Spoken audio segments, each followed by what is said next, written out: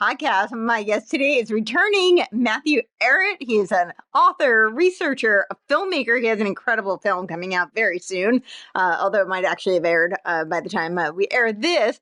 We're going to probably talk a little bit about that. We'll see where it goes today. We had a bunch of topics on the roster, so we will see where that leads. Matt, how are you doing today?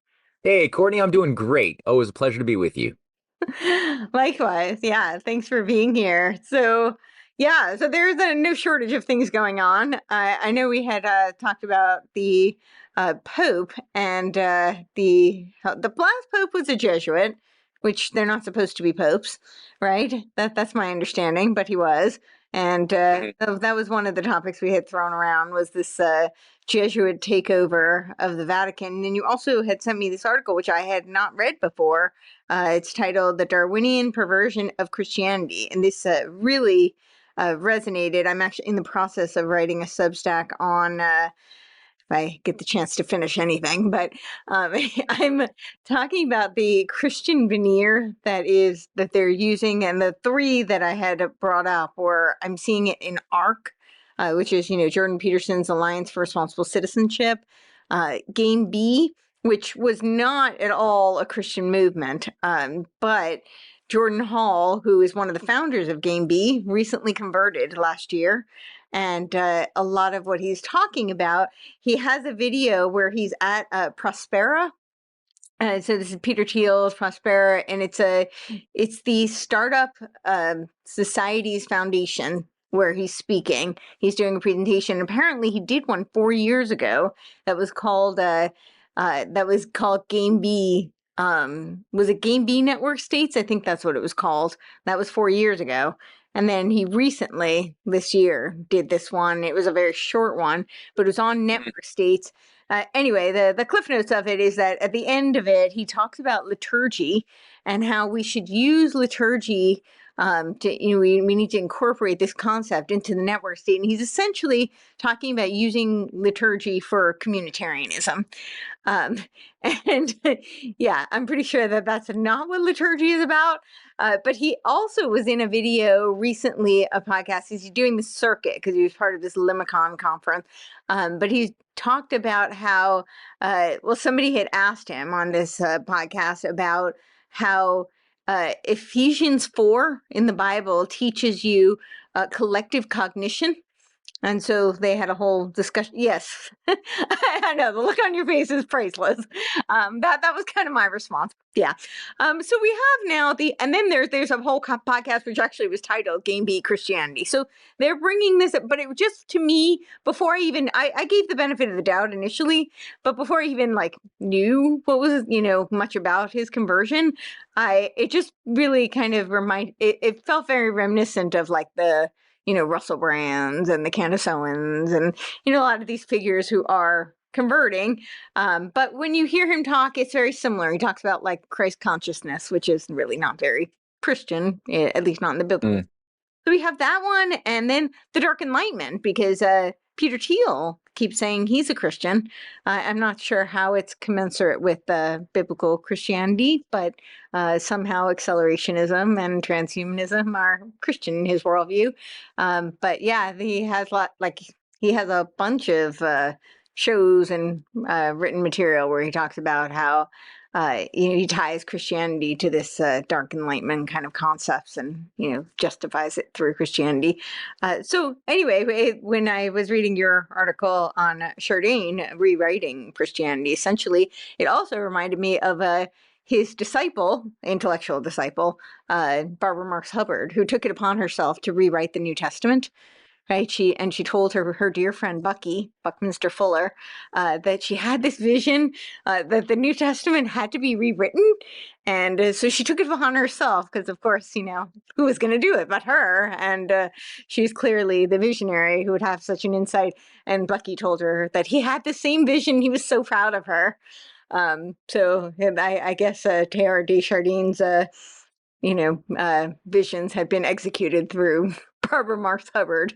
So, yeah.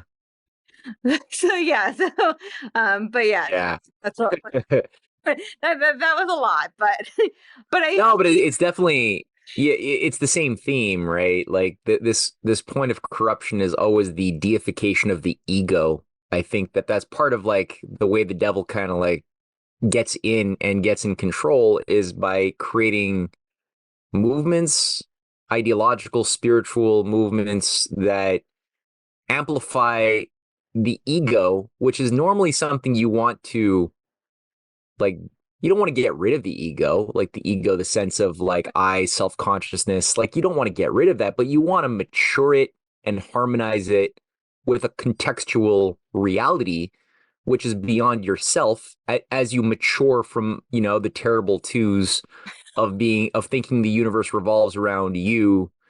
And, if you stay like that throughout your years, it used to be seen as pathetic and like sad. Yeah. But and because a healthy society should encourage people to realize that no, you're gonna die. It's part of the fact of life is our mortality, and Right. so based on that fact that we should be not afraid of, we should think it through. The point then of an identity that we choose to develop should be based upon like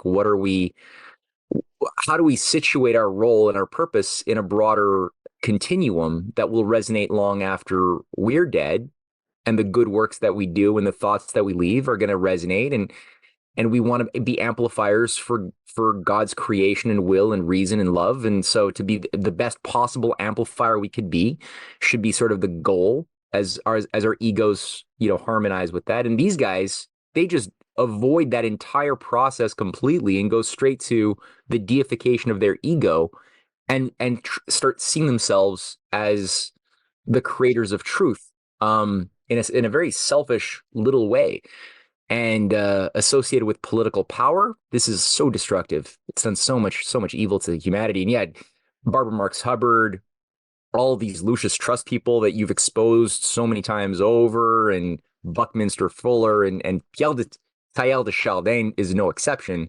You read their writings, and it's thick.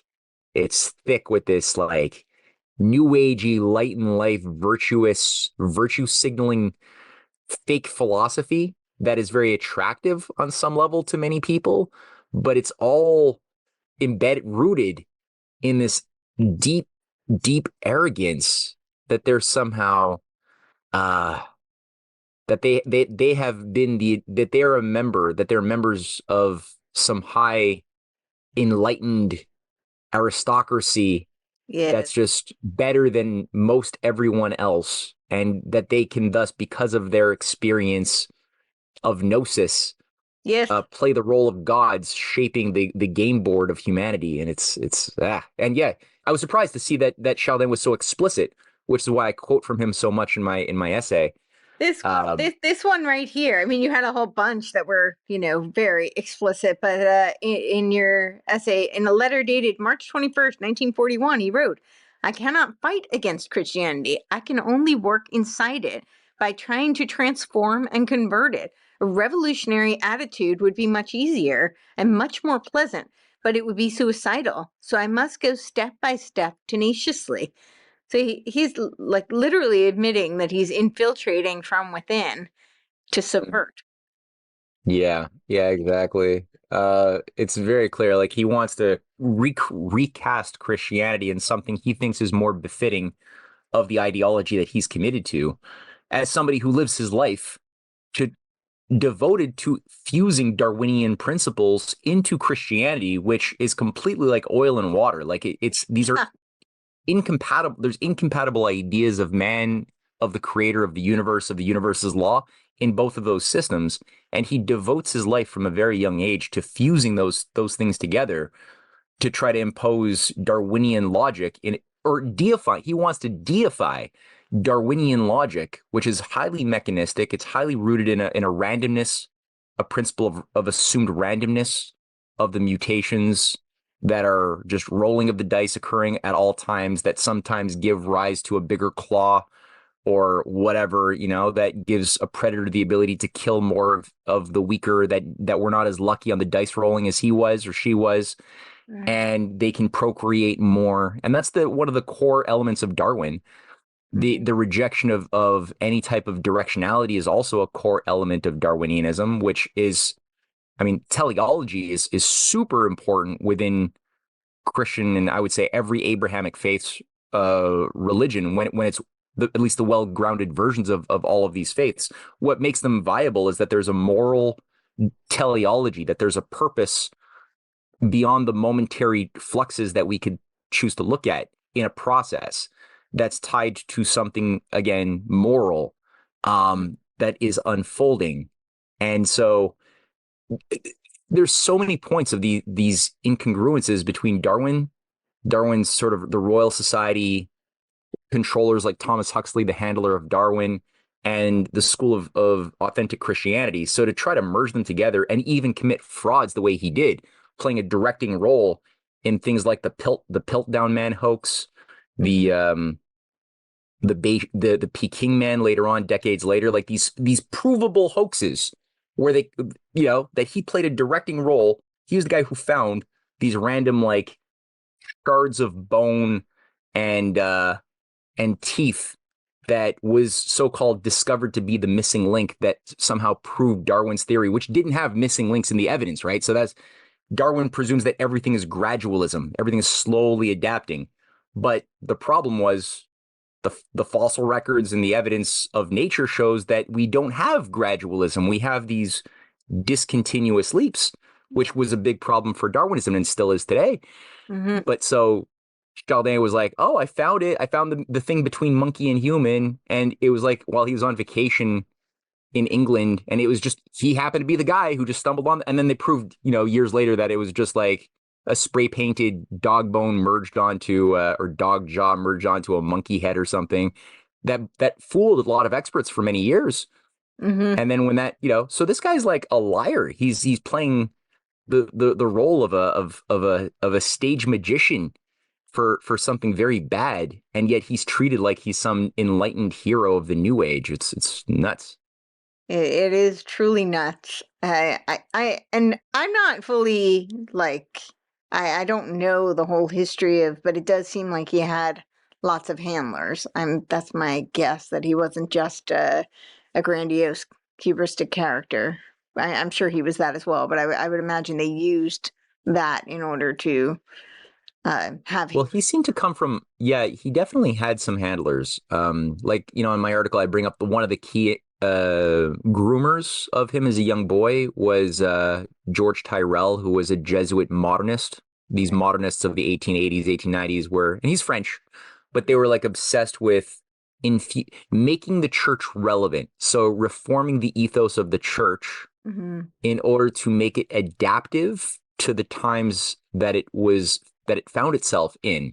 And there was like, an element. There's always like these guys are successful because there's always like an element of truth in what they do, but then they misuse it because it's like there was a problem in many quarters with those who overvalued tradition and denied certain obvious scientific and technological improvements. That's been a problem in every religious grouping in the world. A tendency to rigidity and these things. But does that mean you need to completely overhaul the entire thing, like the entire religious structure? Well, these guys certainly thought that was what needed to be done, so that the idea was, well, just like their philosophy was, being Jesuits, being highly, chameleon-like and malleable. They're good at infiltrating and, to everything to every man is one of the mottos of the Jesuits, right? That's Pope Francis, former Archbishop Bergoglio of Argentina. But so part of with his Jet 32 race Jesuit son, really creepy character. Anyway, what they were doing, like part of their logic was, well, just like our cultural traditions, aesthetical, architectural, scientific traditions are malleable and flow with the times, so too must the religious values flow and be adaptive with the times. So these modernists that were already there, that saw a young Pierre de Chaldin and saw talent in him, they groomed him, and he became soon a leader amongst the modernists. And I think part of it might be a family connection because he's from the family of Voltaire.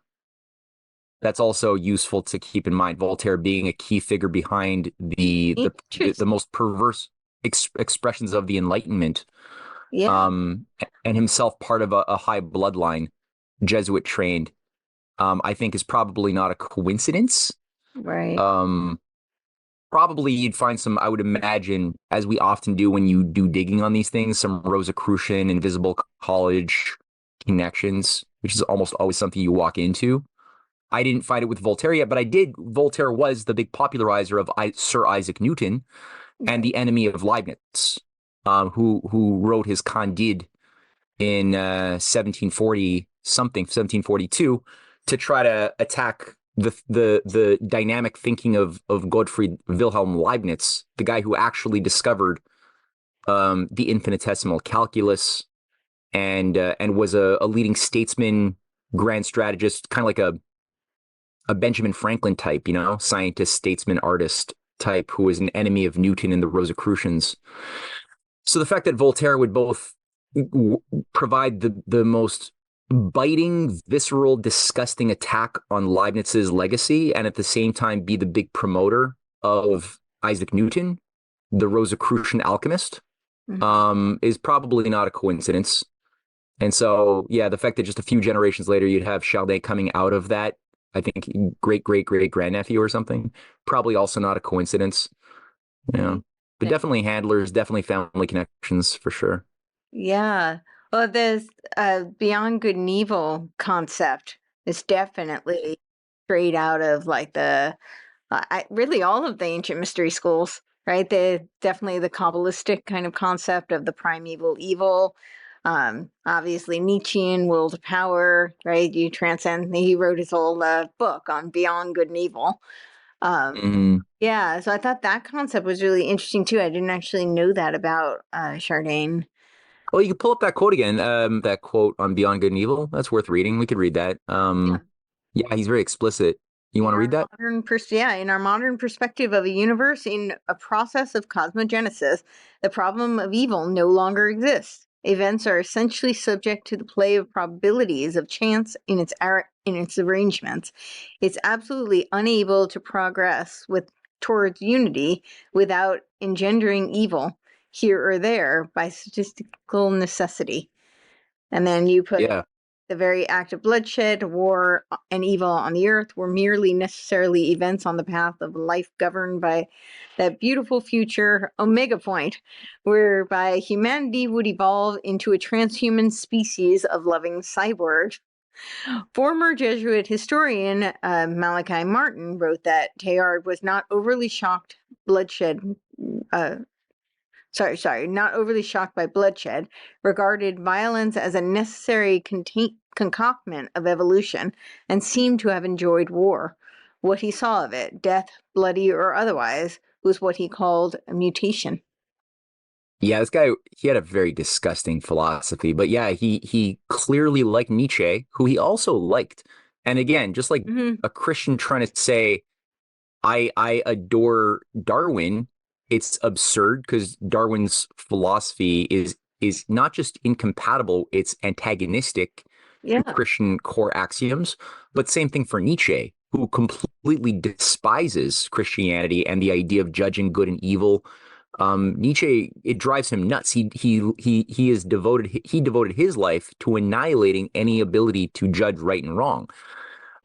So the fact that Chaldin is emulating both of those guys is weird, but he's very explicit that he substitutes in his, because he has a teleology.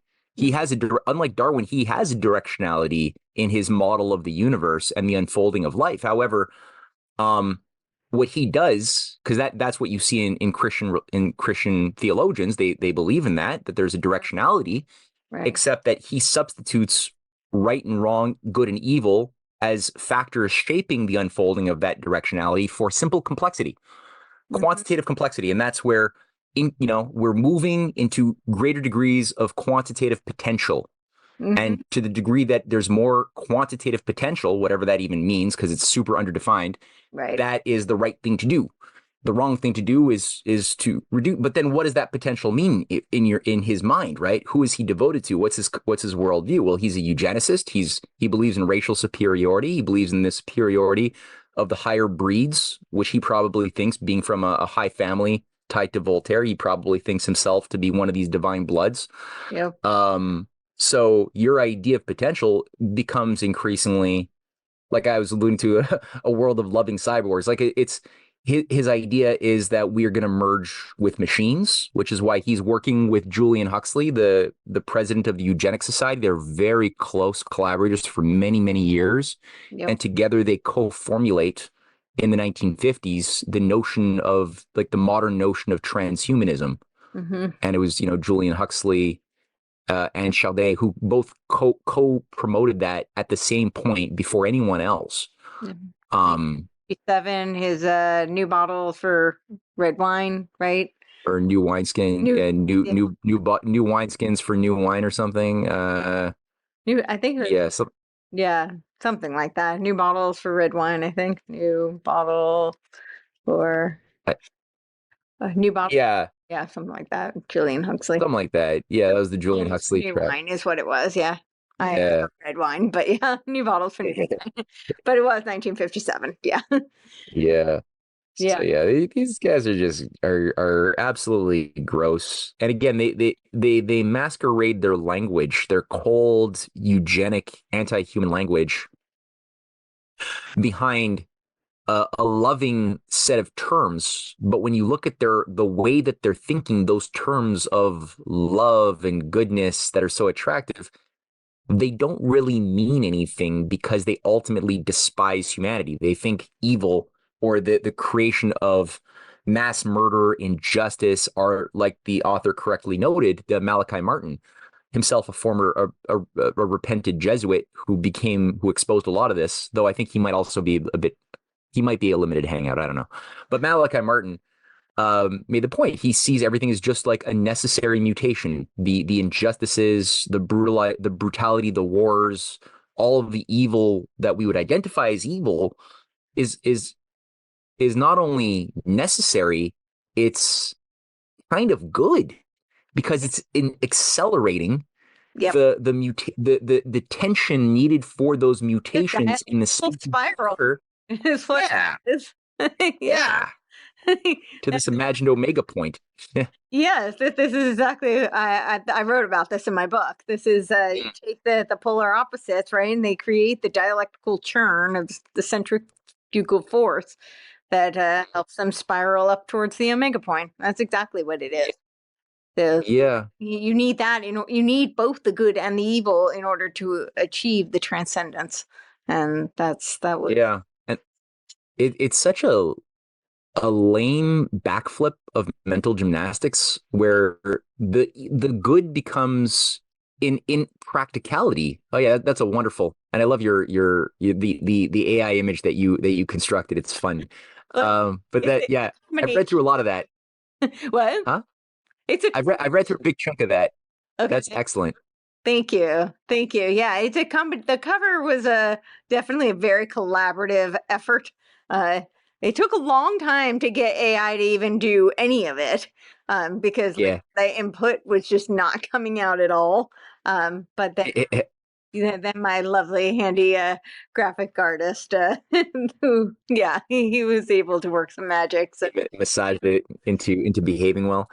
Yeah, no, I mean it's like, good becomes secondary, like less. Not only does it become like secondary or less important to evil, like evil takes on the attribute in practice, though they may not say so explicitly. This is, or not in their exoteric outward sort of teachings, but in practice, and probably in their esoteric inner teachings for the few, evil becomes more good than the good, and the good becomes actually a bad, because the good is not only something that can't even exist without evil, which is primary in their construction of their Gnostic system. And, in the Gnostic view, the universe is ultimately made evil in the image of an evil creator. Thus, good, the goods that you see in the beauty that appears to your senses when you look at a flower, you see good deeds done from or motherly love, and all of these beautiful acts are actually just an illusion. Yeah. betraying the reality of the deep evil embedded in the fabric of physical space-time. And that's the reality that you have to just come to recognize and integrate with that darkness. And I guess that gets us sort of into, I think we're hovering around one of these themes that's been sort of promoted, and you alluded to it at the very beginning, right? Of the dark enlightenment Yep. notion that they're invoking, kind of like a magic trick, or the dark freedom motion that, or notion that certain intellectual Gnostics in Russia, whose names I will leave out right now, are also invoking at the same time with dark MAGA, dark enlightenment, dark freedom. Yep. They're trying to fuse these profane and holy ideas into some unnatural unity, which all Gnostics need to do. And they're trying to make it more mass, like palatable for the masses, which is also very sickening that that's something that they're trying to get everybody to sort of find and channel and tap into the darkness within themselves in a very Jungian sort of invocation, right? Jordan Peterson plays a big role in a lot of this stuff too. Yeah. Face the monster within you. Become the monster. Isn't that what he says?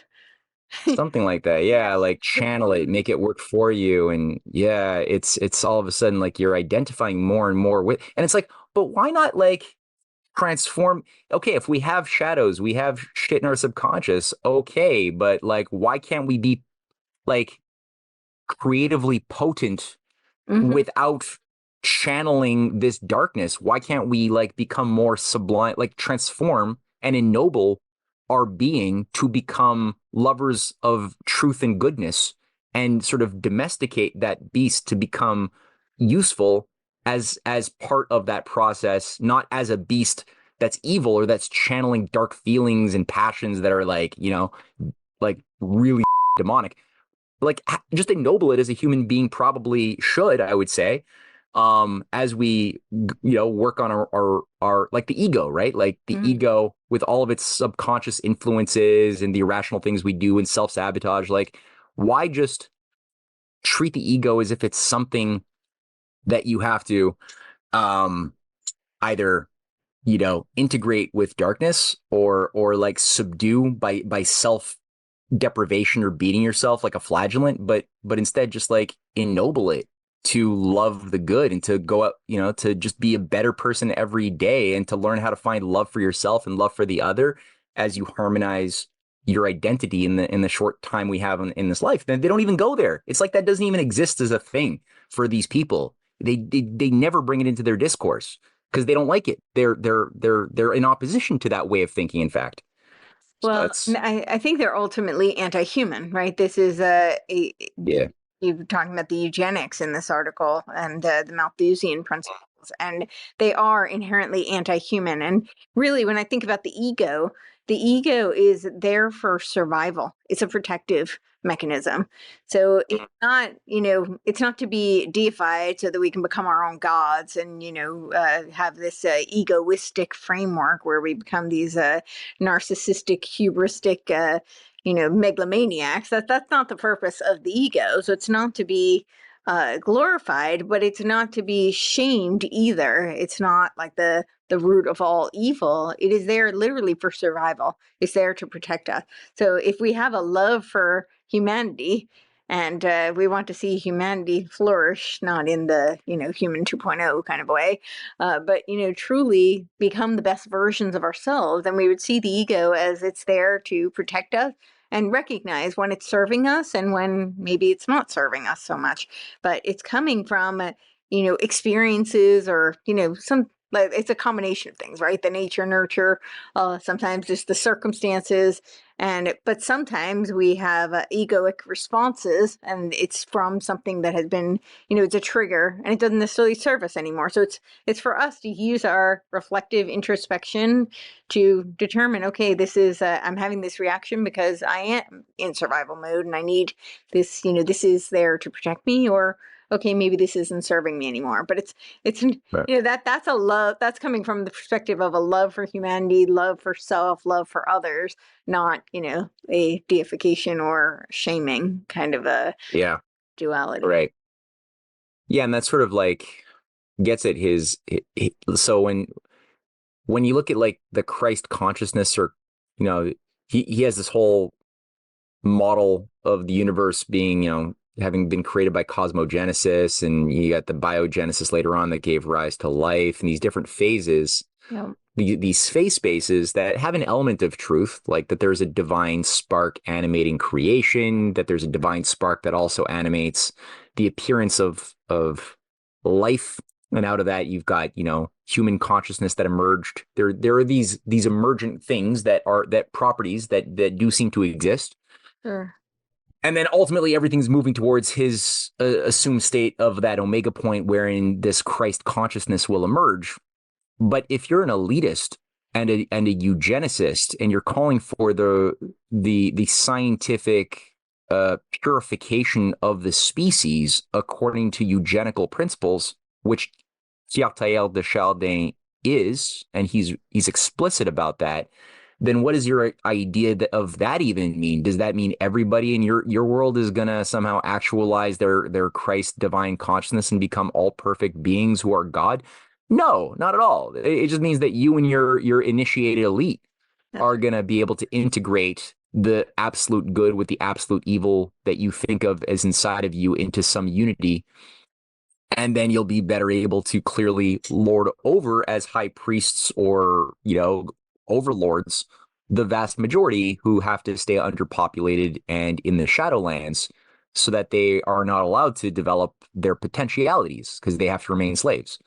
So ultimately, that part is not explicit, but that's why it's so important, I think, to have you and I, we've talked a lot about Plato. What I think is so important about studying Plato's dialogues is that he teaches one to look for what is implicit when you can find the axioms, the core axioms of somebody's meta narrative or model of their.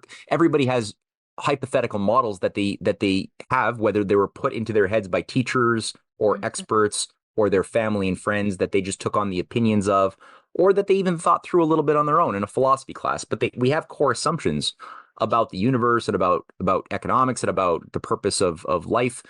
But in all of Plato's dialogues, he's like, look, getting people to learn how to look for the core axioms, the seeds out of which the tree of further logic will emerge ideologically, right? The logic that the core idea will generate logical consequences. Mm-hmm. So even though that person hasn't thought through all of the logical consequences and the different branches that could be generated from that axiom that they have, if they have that axiom, it means that they also implicitly, though they may not even thought about it, have that implicit view of whatever, Mm-hmm.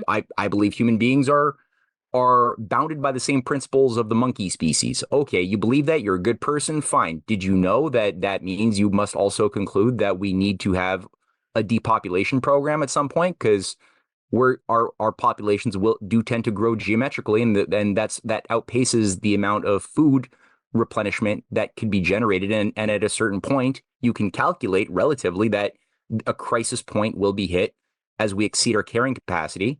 And so you will have to be promoting at some point, or at least accepting of some form of scientific dictatorship to depopulate the majority of the species, even though you seem like a nice person and you probably don't want that. Your axiom has that demand in it. Right.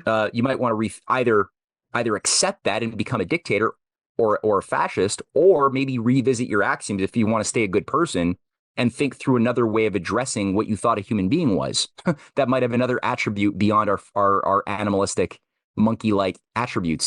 Maybe there's something else this person might be overlooking. Same thing for Chaldin, right? Like, he doesn't say it explicitly. So I've seen many people who love him who've gotten very offended with what I've written, saying he never said he never called for a scientific dictatorship. No, he didn't call for it. But look at his core axioms that he devotes his life to defending. Yep. Which are lies, and he knows that they're lies, but he doesn't care. They're that important to him as articles of faith. And so if he holds on to that, yeah, you're going to have a one world government fact centered around some form of high priesthood that he self-consciously says that he wants to be, and sees himself as a reformer, a new Moses, creating a new religion. He directly says that. So like, accept that, like, it's not a big deal. People need to just take it in. Boy, has his disciples run with it. I mean, you look at like Robert Mueller, who was a direct student of Euthant, but Euthant was under Chardin. And Robert Right. Mueller, right? He was Secretary General of the UN for 4 decades and created the World Core Curriculum based on Alice Bailey's work, Education in the New Age, and talked about how we have to create planetics, which I think was also quite heavily inspired by Maslow, Abraham Maslow, who wrote his Politics 3. It was published posthumously. I think it was in 1972. Actually, interestingly enough, by Willis Harman, who was also working Mm. on Changing Images of Man, same time, who was also president of IONS, Institute of Noetic Sciences, for 2 decades. So just interesting kind of threads of continuity there. But yeah, and then Barbara Morse Hubbard, who devotes most of her ideas to Teilhard de Chardin. So you look at the fruits of this, and it's basically building out the singularity. And I think what we're seeing really is it is this dialectical kind of a spiral. It's just I really do envision it as like the centrifugal force is just like just shooting it towards this omega point, which is the singularity. But you have the two, which is kind of the one who are a little bit more obviously the theosophical vein, like Chardin, where they're creating this new religion with this Christianese kind of language, but ultimately it's really very theosophical in nature. And then you have the other, certainly the Dark Enlightenment is a good example, who are much more pragmatist, kind of taking after the accelerationist school of philosophy, but they're more materialistic, pragmatic, and mechanistic, and so. Mm. But you have the both, but neither of them to me are rooted in reality, and both of them are very gnostic in their frame. One sees that you're going to have the religious kind of spiritualist high priest, right? Kind of spiritual eugenics, and it'll be the ascended masters who will be the ruling class, and then you have the other who are kind of just the billionaire tech bro class, and they're going to be the rulers of the scientific dictatorship. Yeah. But either way, you're ending up in a noosphere that's leading you towards a technological singularity. Yeah. Look No, at I agree. Well, we had these controlled dialectics. Yeah, they're all over the place. You had a great example of that in the French Revolution. You and I did a show on that a while back, and you know, you look at what they did when they overthrew Christianity. They're like, finally we did it. And yeah, there was tons of problems and corruption and all of these bad things inside the French Catholic Church in those days. But there was also something very viable, as far as people who actually took the time to read the writings of their Bible and like take in the principles of Jesus's message. Some really good philosophy right there that makes you a better person.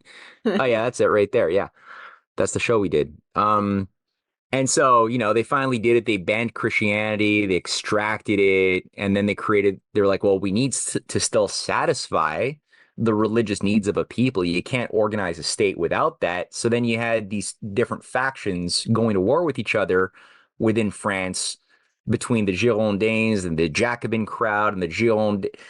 One group was trying to create a new synthetic religion around the cult of the supreme being.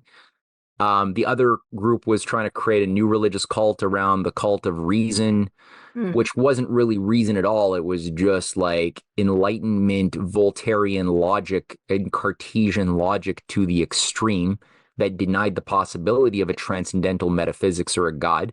And the other group was like all about this deified, Rosicrucian supreme being that integrated all of the good and the evil in the universe into this imagined supreme being thing. And they just took turns killing each other. Oh yeah, it's from Wikipedia, the cult of reason. Yeah, that's the yep. Well, I would say So the cult of reason is also Hegelian, right? Hegel talked about right the Geist was moving yeah, towards the rational absolute. So this is also very much in line with Chardin. It's this idea that the world spirit is going to evolve towards this rational absolute, which is that's going to be the radical freedom of man, which is also another argument I get from people who defend Chardin. They say, well, he's a proponent of radical freedom. I'm like, yeah, so is Barbara Marx Hubbard, but their idea of freedom is that freedom as an end. It's very like Thelema, Crowleyan, it's do with Yeah. thy wilt or will to power. But it's very collectivist. And but the reason I brought this up is because when he talks about the rational absolute, he talks about, obviously it's in German, but he talks about speculative. And he says that speculative is what the rational is. And he said it's no different than the mystical. So he himself admits that it's not reason as in what we think, that's really Aesopian language. It's crafted, one for the initiated and one for people who think that this is rational philosophy that's grounded in reason, which we typically think of as being more empirical and realistic, provable. But he himself says it's mystical. Yeah, no, that's very, very important. And I think, yeah, like I was rereading a little bit this morning. There was that book by Frances Yates in the 70s Yep. called The Rosicrucian Enlightenment. Yep. It's a useful book, and she's herself a Rosicrucian, Yep. so you got to take everything she's saying with it. Are more revealing oftentimes. So Yeah, and as long as you always keep in mind that they're giving you a story that they want you to have in mind when you think about the thing, and because their entire cosmology is based on lying to non-initiates, you always have to be very circumspect, but they're still very proud of this process that they're tapping into, which they believe is so ancient. mm-hmm. That's the Frances Yates book there. Yeah. And yeah, like in it, there's whole sections on the origins of the Enlightenment. Obviously, that's the book, but you have like the British Royal Society Mm-hmm. that grew out of the it came into being just after the English Civil War was finished, and those who created it, like Christopher Wren and Francis Boyle, and Mm-hmm. I mean Robert, forgot his name. Anyway, you had pretty much most of the founders of it were all Rosicrucian members of what they already were a part of through the Invisible College. They were all followers of John Dee, Mm-hmm. of earlier of also not earlier, but also Francis Bacon. These are occult black magician figures who had played a big role in infiltrating and transforming England into an instrument for the expression or the projection of political power and dominion over the world. These are figures who were behind the creation of the British East India Company, who corrupted the intelligentsia of England, oversaw the murder of Thomas More and authentic Platonists who had been fighting to keep the Renaissance heritage alive in England, who got their heads cut off. And it wasn't just Thomas More; there were many others. Yeah. So these groups were the ones who took over. They helped formulate things like the Anglican Church, as what looks to me just a different variation of the Jesuit Church that was created in the same year in 1534. So these are the groups that were doing this. And they were on the one hand, they were promoting a radical imperialism, a radical materialism through British science, which back in the 18th, 19th century was much more widely understood to be in opposition to what was then known as continental science. Yep. Which was like the science of Leibniz, the schools of Huygens, Christian Huygens, the Bernoulli brothers, Fermat, Pascal Fermat. Like, so those were the authentic scientists who were the ones making discoveries of the universe and applying those discoveries to making life better and more liberated for people on the earth through statecraft. And the battles for like the American Revolution was directly the outgrowth of that movement through the figure of Benjamin Franklin, the great scientist statesman.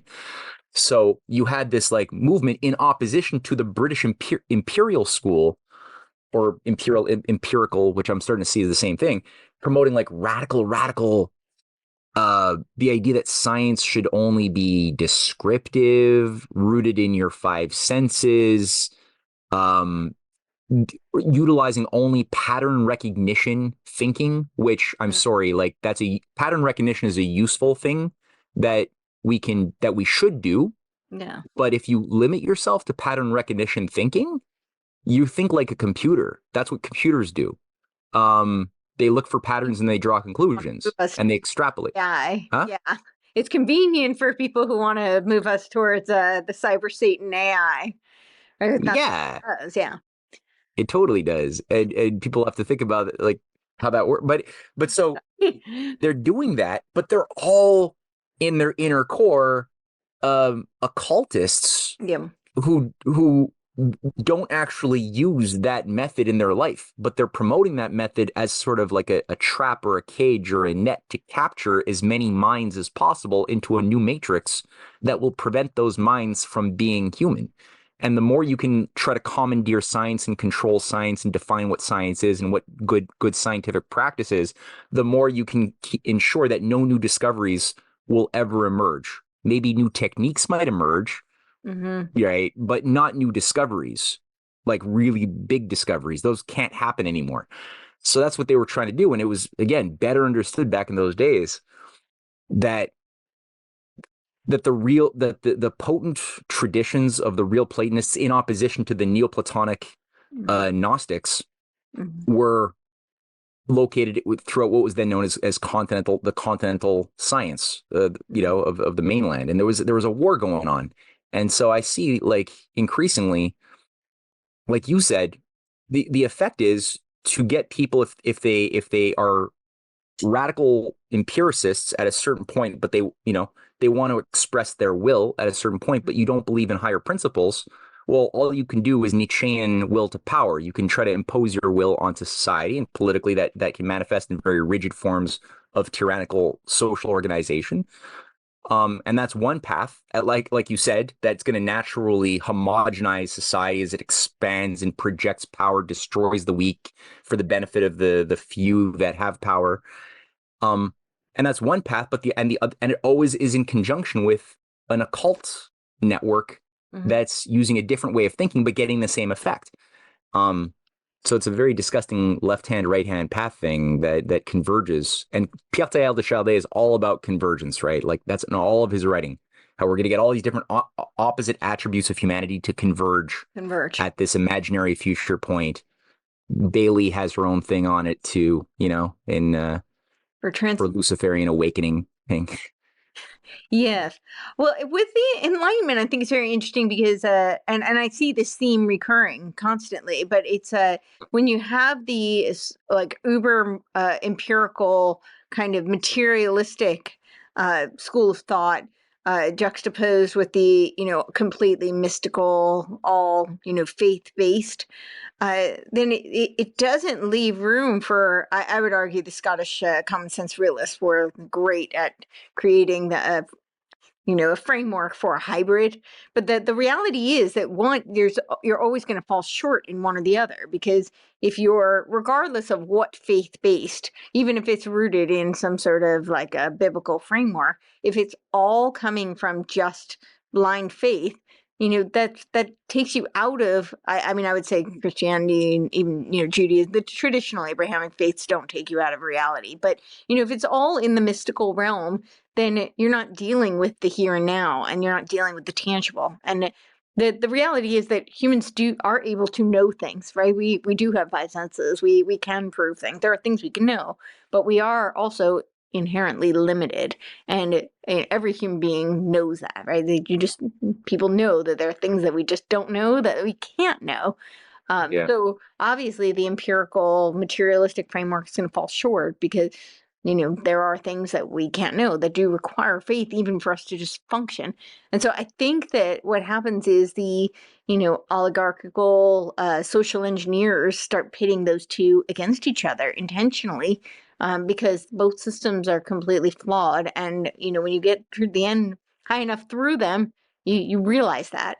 And obviously I'm not talking like the black magicians or the scientists who are myopically seeped within their field. But I think for social engineering purposes, it's very convenient to pit those two against each other because they're limited and they're false. Yeah. Yeah, they're both at their core ignorant, and they think they have knowledge of that which they don't know. And like on the one hand, those who try to define science as being a field that demands absolute mathematical certainty are going to become jaded pretty quickly and mentally dysfunctional as they interact with reality as it is, because reality, although our this is the one of the fun ambiguities of life, right, is that we develop geometries, circles and squares and pentagons and hexagons, and they're very useful geometrically, and we find them in nature, right? We find these things in the formation of flowers and in honeycombs and in pomegranates. You know, you got the hexagonal structure, the rhombic dodecahedral structures embedded within honeycombs. Yes. And then you see video on Saturn, like the top of Saturn, for processes we don't fully understand yet, is organized by a hexagonal structure, which is cool. It's amazing. You see it in crystal formation too. It shows us that there's a certain geometry to the electromagnetic currents and the geometry of the atomic structure of the atoms composing various crystals. Cassini, Saturn, perplexing hexagon. Yeah, that's fun. So we say like evidence of geometry, of spheres, of circles, and all over nature, of ellipses, but they're not perfect. It's like even the spheres of of the planets are not perfect. They're geodesic. They're kind of squished according to gravitational forces. So they're going to be a little bit more squished in the middle than they are, there's a picture of that hexagon. It's fun. Yeah, it's gorgeous. Cool. Yeah. Yeah, right. So there's all this evidence that embedded within creation is geometry, is reason, is coherence, is harmony, and you see it everywhere. But then when you can't find a perfect circle in nature, or a perfect straight line or square in nature, so perfect that a more perfect one could not be constructed. There's always slight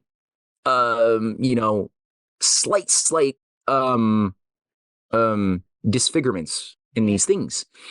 And so, again, the radical positivist type, the radical empiricist who rejects metaphysics will just ignore all of that, the evidence that posits a higher transcendental reality shaping that is unknowable by our pure math. Yeah. But that we could come to get a better grasp of if we allow sort of, a more poetic, metaphorical mode of thinking, even in the realm of science. That's very, very important. We can look to the ironies, the paradoxes that you can't ever see a paradox. You can never see an irony with your eyes. You can't smell it or taste it, but you could see it with your mind's eye.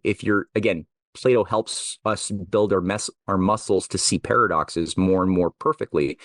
And that's the gold. Like, that's better than gold. Like, those paradoxes are the place where you can prove that a core assumption that you are taking with you into your attempt to explain the unknown is flawed. And then, because you're pressing it against reality, and it's generating these discrepancies. So then that paradox becomes the leap our minds can make into a new hypothesis that replaces that false axiom by something more perfect that can resolve the dissonance, the paradox. And so that's what I've noticed when I read the writings of all of the healthy minds who make discoveries. They're all doing that. They're having a dialogue with the universe, with themselves. They're having a constant dialectic process that's a very healthy one of self-examination of their feelings, their motives, their core axioms. And the broken radical absolutist mathematician type can't do that.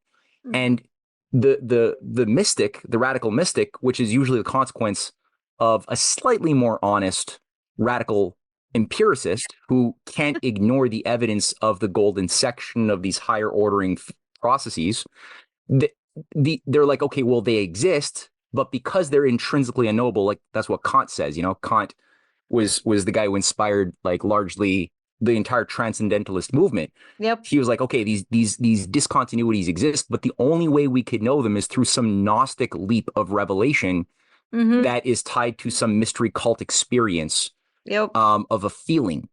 And the actual act of discovery is made in intrinsically unknowable in a Kantian Hmm. in his critiques of pure reason and his critiques of judgment.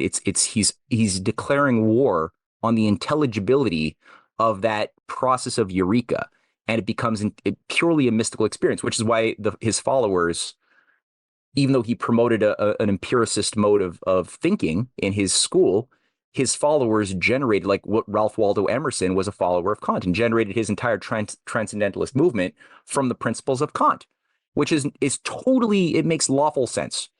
Yeah. But it doesn't make sense if people don't realize all the stuff that you and I are talking about of these two different, seemingly opposing, but actually the same path. Yes. Well, then you end up in either the utopian camp or the nihilistic camp.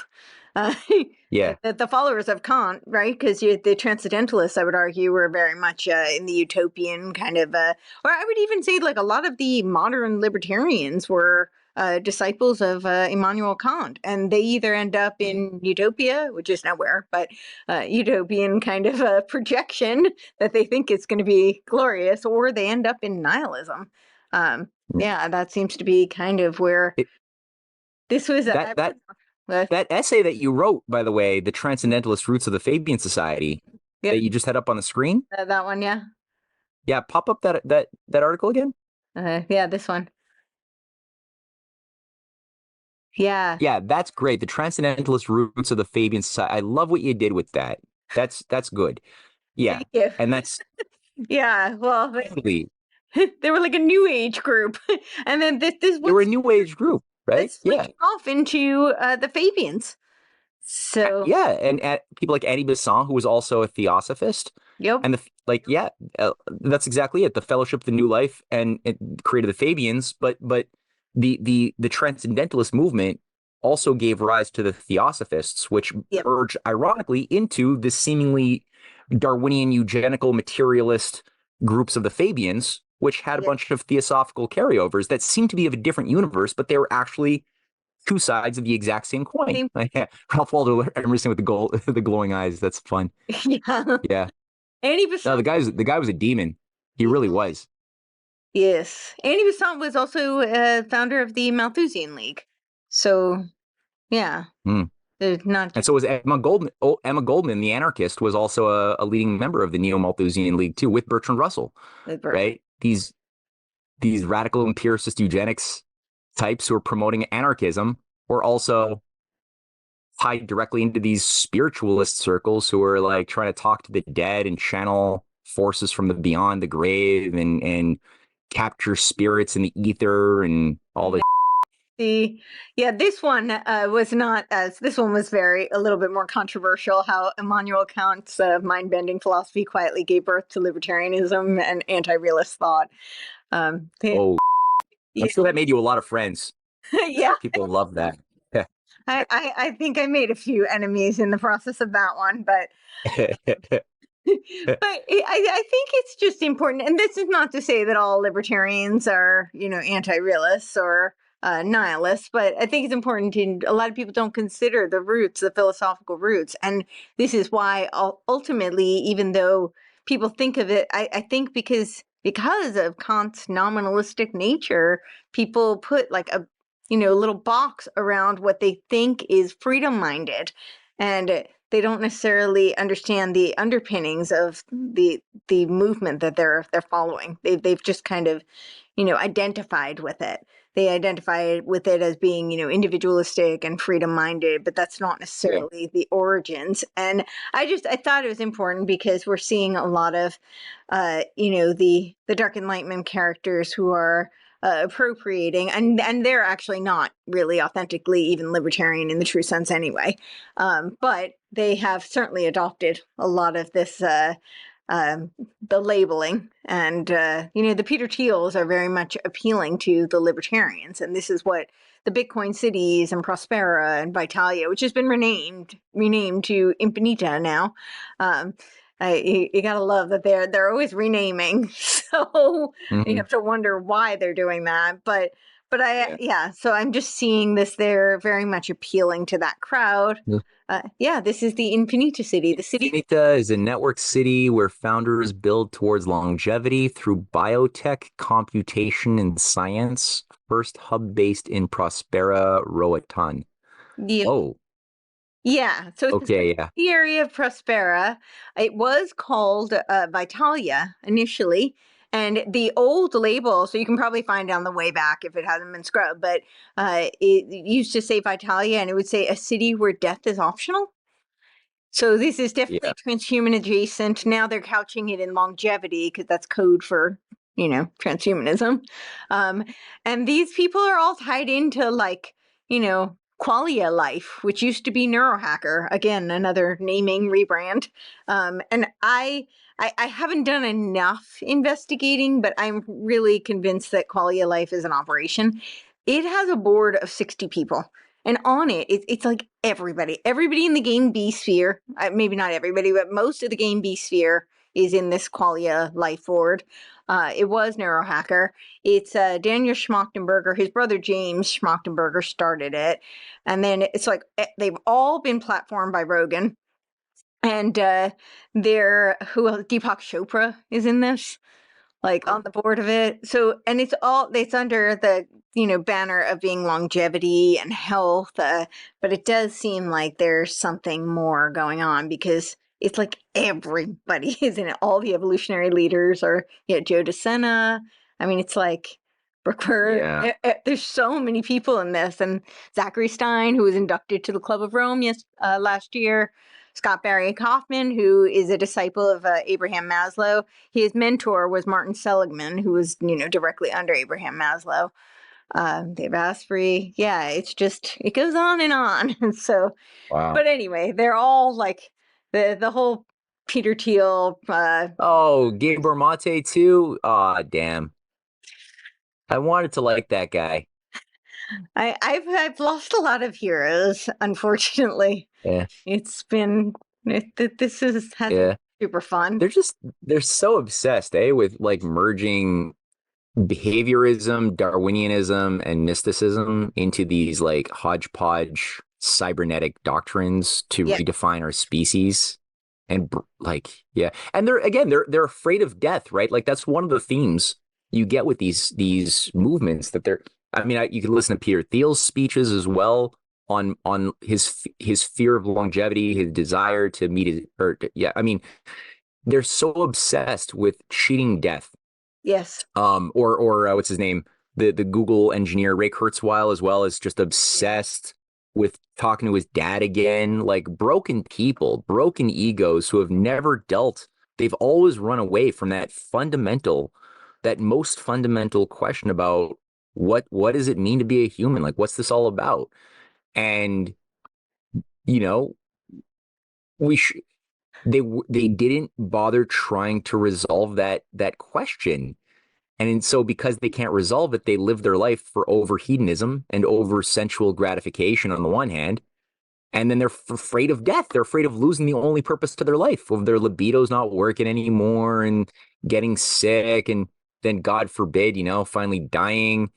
And so they're just, they're trying to rewire the entire universe around meeting their warm blankie, of becoming a warm blankie that maybe I can upload into a cloud, a digital cloud, and like be downloaded in some future cyborg or something that can have a perfect body forever. Or like it's so lame.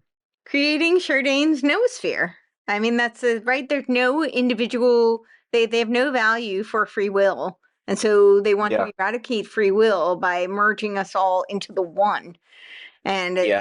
that's really what they're doing. They're obsessed with obliterating free will and creating that we're all going to merge. It is a noosphere kind of a creation that they've renamed it. All of them have different terms. So Game B called it collective intelligence. I've heard collective cognition. I've heard obviously Jung calls it the collective unconscious.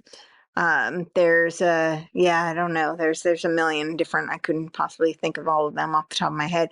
But when you're talking about Plato and his the dialogues, right? This is very interesting to me, and this is another kind of concept I'm working on unpacking. But dialogue back then and dialectic back then was really about discourse. It was usually Socrates was always challenging the other person, right? It was about asking questions, and not for the sake of being contentious, but for trying to uncover what are the grounding presuppositions, what are the axioms, and where do they follow, right? That was the purpose of it, but it was true questioning. And dialogue now, and I think that, I think it goes all the way back to these ancient mystery cults where they're obsessed with this unity of opposites to create transcendence. But certainly I think it was codified through the military with the Delphi method. Dialogue now means creating consensus. And this is what we see all the time. There's the Stoa network, they do dialogos. I think it's just the Greek word for dialogue, but it's all about, but it's never, when you notice, whenever they say we're in dialogue, this is somebody we're in agreement with, or we might have slight nuance difference, but they always frame it as, this is a peer, someone we, respect and think fondly of, and we're going to merge, we're going to come to consensus. And I see this constantly on the media does this. I just but this term Yeah. is really big. Great point, Courtney. It's such a good, insightful point that you made. It's true. Because it's again, all of these things, they always mimic some element of truth, which is why they're good at being bad. Because it's in a proper, a healthy dialectic, a proper dialogue process, the aim should be to find truth, which means using reason to explore ourselves, to which will naturally create tension, and hopefully the love of truth will help us overcome the sense of ego hurt. We might have invested a lot in whatever wrong axiom that is being challenged. Heroes. Yeah, our hero, the people we idealize, might turn out to be not so great people at the end of the day. And actually, that's one of the stories, right? In the side note, but one of the stories in the Meno dialogue, in the course of engaging with Meno, the slave owner aristocrat, who can't double the square. He doesn't have the creative fortitude, whereas his slave boy does have that creative power, meaning that the slave boy is qualitatively better or healthier minded than the slave owner, who sees himself as better than the slave. Right. Fun paradox that Plato allows to just sit there. But then in the course of that, he starts making enemies because he's bringing up all of these sacred cows, these great heroes of Athens, Pericles, the great hero of Athens that everyone has to pay homage to. And Plato's like, yeah, but did he really have virtue? Because he did all these terrible things, and his son was this terrible, criminal, and he didn't really if he truly had knowledge of these virtues, wouldn't he have passed it on to his son and taught or wouldn't he have done this to all of the people? So then he's starting his interlocutors who are kind of with him at first. They're kind of agreeing with him on a bunch of points he's making. Then all of a sudden he starts challenging these core sacred cows, these heroes. Who actually were really evil people who did so much damage to Athens. And then the crowd starts turning on him, and somebody even threatens him and says, be careful, Socrates. You're not gonna live very long if you keep on pushing on that line. And that actually turns out to be one of the characters who in real life was actually, he shows up in the Apology, who's one of the accusators against Socrates, who accuses him of corrupting the minds of the youth and trying to disprove the sacred deities of Athens that gets Socrates killed. And so, it's interesting that you have these things. Now, my point, though, was that your point on consensus as an evil, because you think, okay, if everybody's pursuing truth, then yeah, at the end of the day, we should come to some agreement out as the outcome of this dialogue pursuing truth, that, okay, we can agree on, that we've made progress or whatever. But the point of the dialogue isn't to come to consensus. That's not the purpose of it. The purpose of it is to pursue truth, right, at all, and to fight lies. And in these guys, like you said, in their weird perversion of the dialectic, it's not that at all. There's no reasonable love of truth permissible. It's just nudging towards homogeneity, and that's it. Yes, so, which eradicates free will. which is Yeah. yeah, that's it moves us closer to the singularity. So Yeah. that's Yeah, and then you have these facilitators, right, who are trained by the Barbara Marx Hubbard School, and you see them all. They're trained to be the shepherds, the sheepdogs of these like group meetings of people who are told, okay, here's a problem that we have to face now. Go and talk through, game it out with your team, and there's like a team controller who's there to nudge people in a certain predetermined direction because they already know what solution they want everybody in the workshop to come dynamic. to, or everybody in the classroom to come to. So teachers are using a fake Platonic method to just sort of groom and nudge and guide, like the Pied Yeah. Piper, their students towards some predetermined fake outcome that will ultimately cause the students to lose their individuality, their conscience, because now you have to just agree to whatever LGBTQX, you should come to the conclusion that there's infinite truths. That's the conclusion we want you to come to. And it's like, that kid would not have come to that on their own, but they had to be intimidated, guided, they'd had to fall for sophistry to Yep. get them to accept that. But once they accept that, they lose more and more of themselves as they give up their conscience for the herd, for the mob. Mm-hmm. And they lose their ability of using discernment, of judgment, and become more useful cogs in a machine, or more useful abusers themselves as they become, Yeah. more and more rewarded for their good behavior, and become then facilitators of similar conversations 10 years in the future, Yeah. doing it all over again. It's Yeah. silly. It's Yeah. it's also group dynamics. That's what they're doing as well. Group Yes, that's the Kurt Lewin stuff that we were making fun of. Yeah, that's right. Yeah. Yeah. Yeah. Well, this is interesting because I do want to discuss the Jesuit takeover of the Vatican, but I think there's a really good segue to this because Huh. I think that the Jesuits were controllers behind Descartes. And Descartes, to me, in many ways, was kind of like I think he was very much a Hermeticist. Actually, he's a kind of like the one of the originators of this gnostic meditation. Right, all is in the mind, which is mentalism. That's the first principle of Hermeticism, right? And that's essentially the whole cogito ergo sum. Is you're no longer rooted in a realistic framework in reality. Now you're all in the mind. And I do think he was very much influenced. I can't remember exactly who the handlers were, but I do think he had Jesuit training.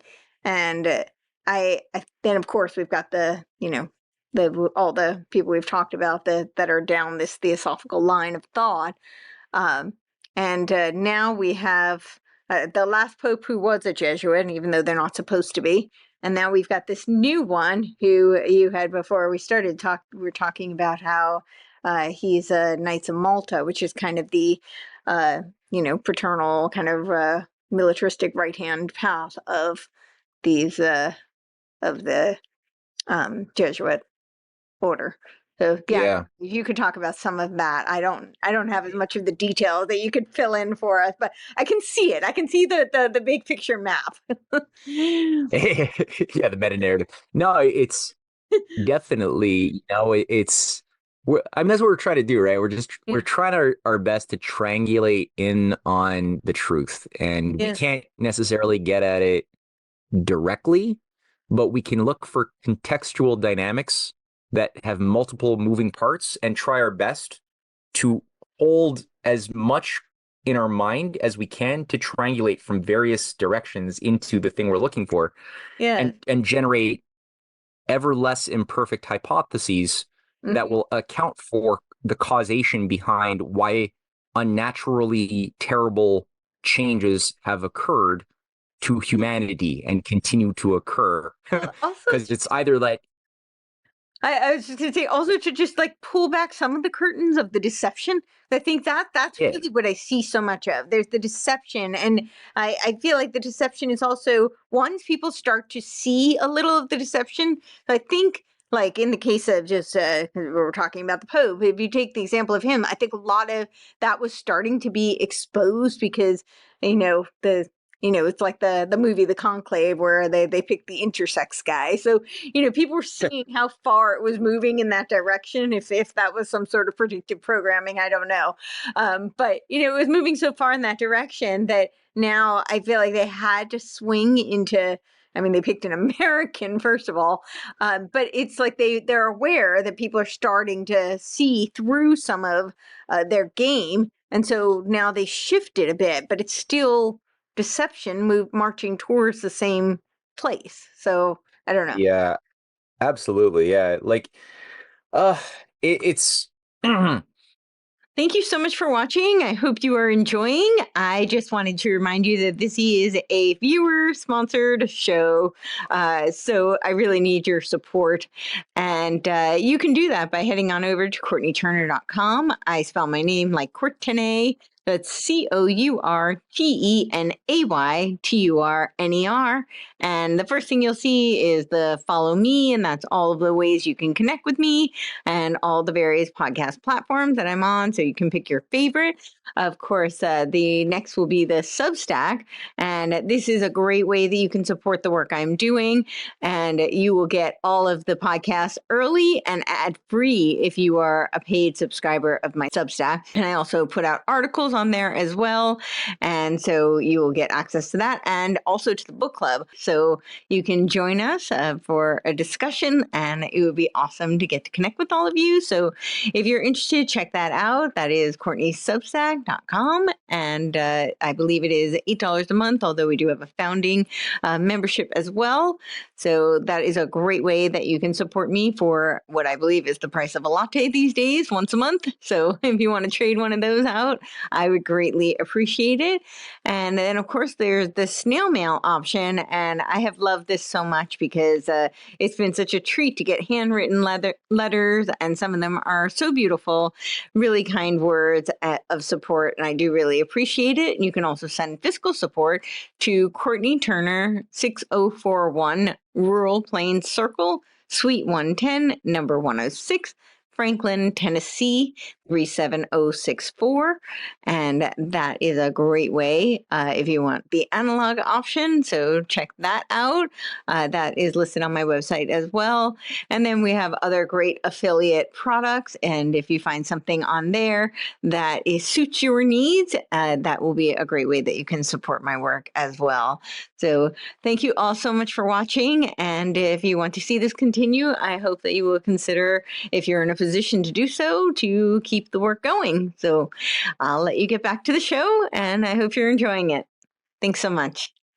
I guess the thing that will be useful for your viewers, based on all of what you just pointed out, would be so the meta narrative, the big structure, scaffolding around which much of this is occurring, I think has a lot to do with the Crusades, which were really launched onto the world super unnaturally. Like, there was no good reason why the Crusades had to happen. They did not have to happen. They were not going to happen.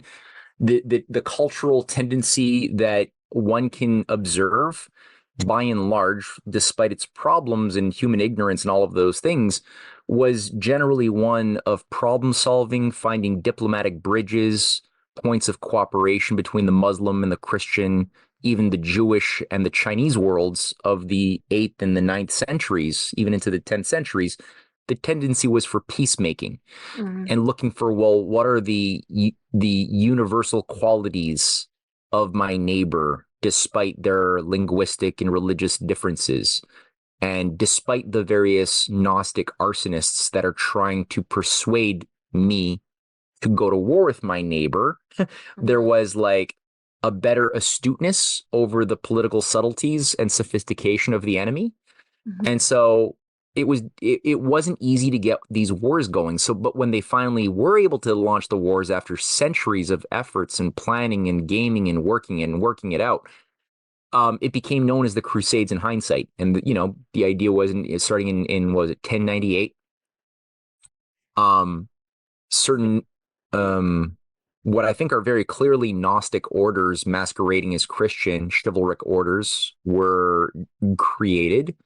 Mm-hmm. One of the dominant ones was the Knights Hospitaller, or the Knights of the Order of Saint John of Jerusalem. Oh, yeah, you did a show with that with William Ramsey. That Mm-hmm. was a great show. That was a great show. Gerard of Sasso was a Benedictine grand strategist from Amalfi, who Okay. was the founder of that order. Amalfi and the Benedictines play a big role in a lot of this stuff, I think. And the Benedictines, so I'll say something about that in a sec. Another Benedictine grand strategist who was then alive at the launch of the Crusades that saw the Christian world go to war with the Muslims and also kill a bunch of Jews along the way. Um, that uh, Another order was soon created within 20 years called the Poor Knights of Solomon's Temple in 1118. And the figure who was another radical Benedictine, they call them Cistercians. It's an offshoot, a more radical fundamentalist Benedictine order. His name was Bernard de Clairvaux. Super influential character. He put like two popes onto the throne of Saint Peter. He had an inordinate amount of influence. And oh, by the way, the Benedictines also were the owners of the Isle of Capri, which was the isle that today is still an occult center, a Mithraic cult center with a lot of caverns. Yeah, you guys saw it. We talked. It's a Malta flags everywhere there. Yeah. So you have Amalfi that also, after the Benedictines were given the Isle of Capri, as soon as the Benedictines were created by a leading member from the Roman patrician family and his twin sister, they were given the Isle of Capri. Then Amalfi, it came under Amalfi's jurisdiction for that period of the Crusades, and Amalfi was sort of the center. Their city symbol, as you guys talked about with Ramsey, was, and you discovered it directly on your honeymoon, was the cross that we identify as the Order of Malta's cross that became the symbol of the Knights Hospitaller. And so the Knights Templar, they were generated by another Benedictine figure, a Cistercian, Bernard de Clairvaux, whose enemy at the time of his life was Pierre de Abelard, Peter Abelard, who was an amazing, kind of like a proto Dante character, a statesman, poet, beautiful soul, amazing Platonist. Like his surviving writings are Platonic dialogues. Yeah, that's the Knights of what became the Knights of Malta flag, but it was still the Knights Hospitaller. So I think the thing that I noted in these two orders, chivalric orders that were created to oversee the Crusades, there was another one called the Knights of the Sepulchre that still exists, pretty strong. That's the tattoo that Pete Hegseth has, isn't it? Yeah, that's their symbol. And that's where the Kingdom of Jerusalem got its symbol from. The sort of five crosses, the big cross and the four little crosses. It's also the symbol that was used for the flag of Georgia. Which somebody should, if anybody knows the story behind that, I'd love to hear it. So, I don't know. you know, yeah, that was after Georgia was liberated from the Soviet Union. The flag that they picked was the Crusader Kingdom of Jerusalem flag that's still there today, which is weird. But anyway, so these two orders, yeah, that's him. Pete Hegseth, yeah, that's his Kingdom of Jerusalem flag. Yeah. So that was the ambition, was to take back control of the Holy Land. In the case of the Templars, one of their mandates was to rebuild Solomon's Temple. Their headquarters was in Solomon's Mines, where they were carrying out their rituals, their sacrifices to Baphomet, which a few whistleblowers, I guess, had a guilty conscience and started spilling the beans about the various human sacrifices, homosexual, sex magic and stuff like that they were engaged in.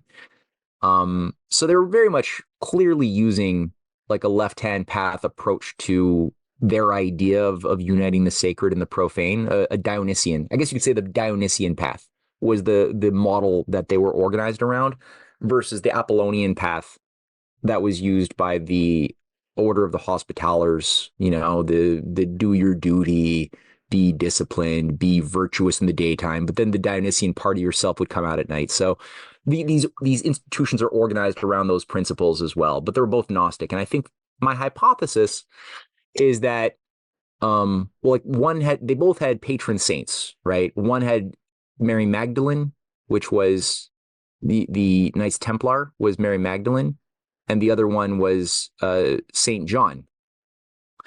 I hypothesize, though I cannot prove this, that the Gnostic scriptures, the Gospel of Mary Magdalene that they say was discovered in the Nag Hammadi texts in 1945 were actually known the whole time. I think they just kind of like let it out of the closet in 1945 as part of the big, coming out party. But just like the Dead Sea Scrolls in 1947, I think that they were already known. It's just that they put them there, created a story around some kid throwing rocks into a cave, and then all of a sudden, blah. But I think it was just a coming out party. I think it was all of these things were known and maintained as a continuity for the 2,000 years before that. So anyway, they were organized around a Gnostic Mary Magdalene that has an ambiguity as the sacred, mother prostitute figure. That the idea that Mary has two identities in the Bible, they play with that. And Bernard de Clairvaux, Gospel of Philip, that's one of the Nag Hammadi texts that Carl Jung sponsored and translated. It was part of the Carl Jung Institute operation. So what he, if you look at a lot of the paintings and renditions that Bernard de Clairvaux had sponsored of himself, there's dozens and dozens of these paintings of him drinking milk out of the tit of Mary Magdalene. And people have told me, oh, that's a sacred symbol. You can't say anything bad about Bernard de Clairvaux. It was something sacred that everybody was doing. And I looked into it. Nobody else does this. This is nobody else but Bernard de Clairvaux, is being portrayed this way. So there's definitely this uniting of the profane and the sacred there too. And so you have that. And then I think that the Book of John, the apocryphal book, the secret gospel of John and the secret apocalypse of John from the Nag Hammadi scriptures is, I believe, what the Knights of Malta had at their inner core. And both were organized by degrees of initiation. Both had an exoteric, outward, uninitiated order that believed that they were rivals with the Templars. And the Templars of the uninitiated Templars believed that they were rivals of the Knights Hospitaller, who both co-managed the Crusades together. But I think on the inner level of the initiated, on both sides, they had converged. They played the game together, and they were also being mediated by another Muslim Gnostic order called the Israeli the Nizari Ismailis, otherwise known as the Assassins, the order of the Hashashins. Right. And that Gnostic order came about a little bit before. In 1090, so like 9 years before the Knights of Malta, was the order of the Hashashins were created as a sect by what's his name, a Bahatini practitioner missionary. This is a school like Kabbalistic Islam. So just like in Judaism, people might be like, what's that mean? Well, in Judaism, you have Kabbalah, which is like the oral secret gospel of Moses that were passed down orally from initiate to initiate, while the written Torah is written for the uninitiated, which is a perfect way of brainwashing people, because you just start making it up pretty much. And anyway, same thing for the Quran. They have the oral Quran, which is with these, I think they're called the Bahatini or Batinia missionaries, who believe that there was a secret teaching of Muhammad. And then the uninitiated get to read the public teachings written down in the Quran. So this guy, it's gonna bother me. Albana Hassan Isaba, that's him. Hassan Isaba was the founder of the Order of the Assassins. And so they got caught on a number of occasions throughout the Crusades, collaborating with the Templars, basically murdering each other's enemies, oftentimes peacemakers from either camp, Christian or Muslim, who were trying to create peace arrangements with the other side. Like Saladin the Magnificent was one of these wonderful examples of a great strategist who was working very hard to create peace arrangements with the Crusaders. And he had a lot of very high-minded Crusaders working with him at different times, like Frederick II, There's two Frederick II's. The first one in the Third Crusade was working very hard at generating peace dynamics to avoid bloodshed. But, these guys were also facing assassins from both sides. And both of them, I think, had this Gnostic, satanic inner core of pre-Christian, pre-Muslim mystery cultists and priests that were manipulating or wearing skin suits of either faith. And then the Jews had their own skin suits also adopted too. So you had Satanists working together. So all that to say, I think some of the stuff came out in the public with these trials, these exposures in the early 1307 it began, that the Templars were into some nasty and they had become dominant, right? Like they owned the vast majority of banking operations.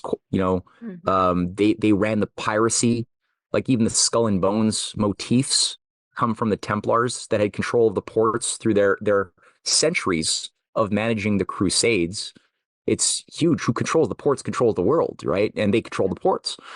And so that with that, you were able to have a huge amount of power and influence. But they, like Albert Pike said in his Morals and Dogma, that the Templars, it's a useful book. Again, useful in the sense of Francis Yates. You got to read it with a giant grain of salt because he's really into it and he likes lying to you as well. Yes. But, he makes the point that the Templars got too big for their bridges, and I believe him, that they started overstepping their mandate, and because of the wealth that they accumulated, began to start thinking of themselves as the alphas and tried, as he says, to buy the world, and they were taken down as punishment. Their assets were largely stripped and given over to their rivals, the Hospitallers, but not all of it. A lot of those Templars simply went underground. They got safe haven in Portugal and Scotland. Robert the Bruce appears to have given them sanctuary in Scotland. Some went to Russia, early Russia, stayed underground. But I think the majority went to Scotland.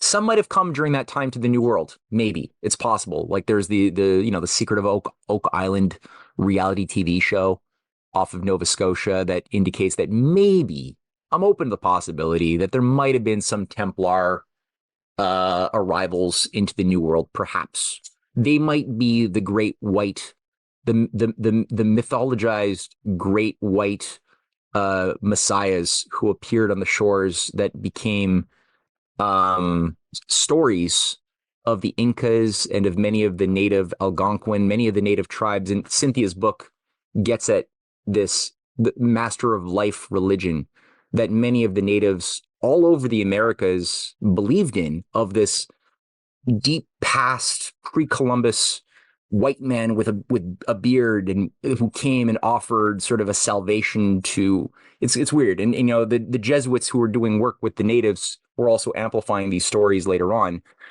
and trying to incorporate sort of a syncretic Christian doctrine with the various native shamanistic or animistic practices. That's part of what the Jesuits were really good at, was creating new religions. They're religious engineers.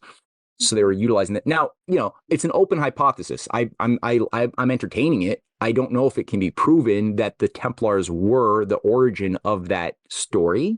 Maybe. But either way, if Albert Pike is correct, and I think he is, then the Templars, after they went underground, they emerged in different incarnations or iterations over the subsequent years. Mm-hmm. One of which being the Jesuits. As he says, the Templars became the Jesuits, and the Jesuits were more effective, more sophisticated brands of the Templars in 1534. And this happened right after the sacking of Rome. And I think that had a lot to do, like I had to get a little bit of that in the book, in the essay that you would momentarily showed on screen on the enduring problem of the Jesuits, is that from 1526, I believe. Yeah, the unraveling of the Jesuit ending. So from around 1526 until 1534, the Habsburg Empire had taken control of Rome. And when I was up in Rome with Cynthia a couple of months ago, it was really visceral. There was actually a whole Castel del Sant'Angelo, this giant pentagonal, massive castle that was built up right on the River Tiber. Very impressive building built up in 1534. And they have a plaque and they describe how all of Rome was literally destroyed while under the Habsburg control. And in 1534, I think it was Pope Paul III who was brought in, appointed, probably a puppet. And the Habsburgs at that time did seem to be a Venetian sort of martial lord. They were the battering, kind of like the Americans became the battering ram for the British Empire after World War II. It's kind of like the same thing for the Habsburgs during that time. Their controllers, the influencers were, it seems, generally dominant from the Venetian banking families at those days, and would use them to crush their enemies. And at the time, the enemies of the heirs of the mystery cults and these patrician families, then centered in Venice, and also they had collaborators in Rome, were the initiators of the Renaissance, the Golden Renaissance that ended feudalism. It ended the effects, the scars of the Crusades, right? That basically undid centuries of progress and unleashed this unbounded idea of beauty and ongoing creativity in the masses, right? So Da Vinci, all these beautiful ideas started emerging, and they had to crush that. So I think the Habsburg sacking had a lot to do with the need to like put a stamp on that cultural optimism that people were leaning into, and it just demoralized. There was mass murder. Like they just they just tore it down, and then they rebuilt, and they rebuilt now with new Neoplatonic mystery cults like the Ficino school of the Neoplatonics, and the Hermeticists got a lot of backing all of a sudden. The Medicis found themselves getting more corrupted at that point. And I guess the idea, and ultimately the Fuggers, I think that the Medicis didn't get corrupted enough, and the Fuggers were brought in to ultimately take over and take control of the Medici banking houses, which ended up happening like a century later. Right. But all that to say, the Jesuits were part of the coming out party when the Habsburgs left. The idea was, okay, well, that was bad. We better get a new order now to protect us. And so it was originally started in France, right. The Jesuits, by this broken MK Ultra victim, Ignatius Loyola, who had a handler, Francis Xavier, and also was being managed by a bunch of Franciscans and Benedictine strategists too. He had some awakening process, some mystical experience in a cave that they always have. They bring him into a dark cave, sensory deprivation, probably give them some psychedelics. It seems, and so and they initiate them into higher mysteries. They give them some religious like altered state, some experience where they come out of it a different person who now believes that they have visions and have a new mandate. So they're much more the useful Messiah-like figures. Mm-hmm. And so anyway, he comes out and he creates this thing in the same year that the Anglican Church is created under the advice of Thomas Cromwell in 1534, right after Thomas More has been decapitated. And, you got a bunch of Kabbalistic advisors who have been installed to advise and program Henry VIII. And Thomas Cromwell is a guy who worked for a leading Venetian banking family. Webster Tarpley, who I cite quite a bit in that paper, did some good work on a lot of this. And Thomas Cromwell gave the guidepost, I think it came from Venice, to King Henry VIII to create a new church with himself as the new pope, probably with the logic that, you're the descendant of the bloodline of Jesus, according to the Gnostic Gospels, that only the secret elites can know. And the bloodlines of the royal family, especially England, is connected directly to those heirs of the Merovingians, who were the broad brood, whatever, of Mary Magdalene's, babies with Jesus that she gave birth to in France. So that's a story that they concocted for themselves, and it was maintained by these Gnostic scriptures.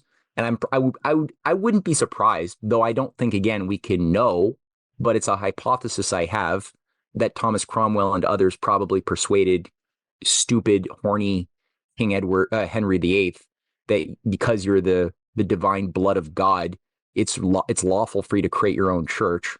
So he did.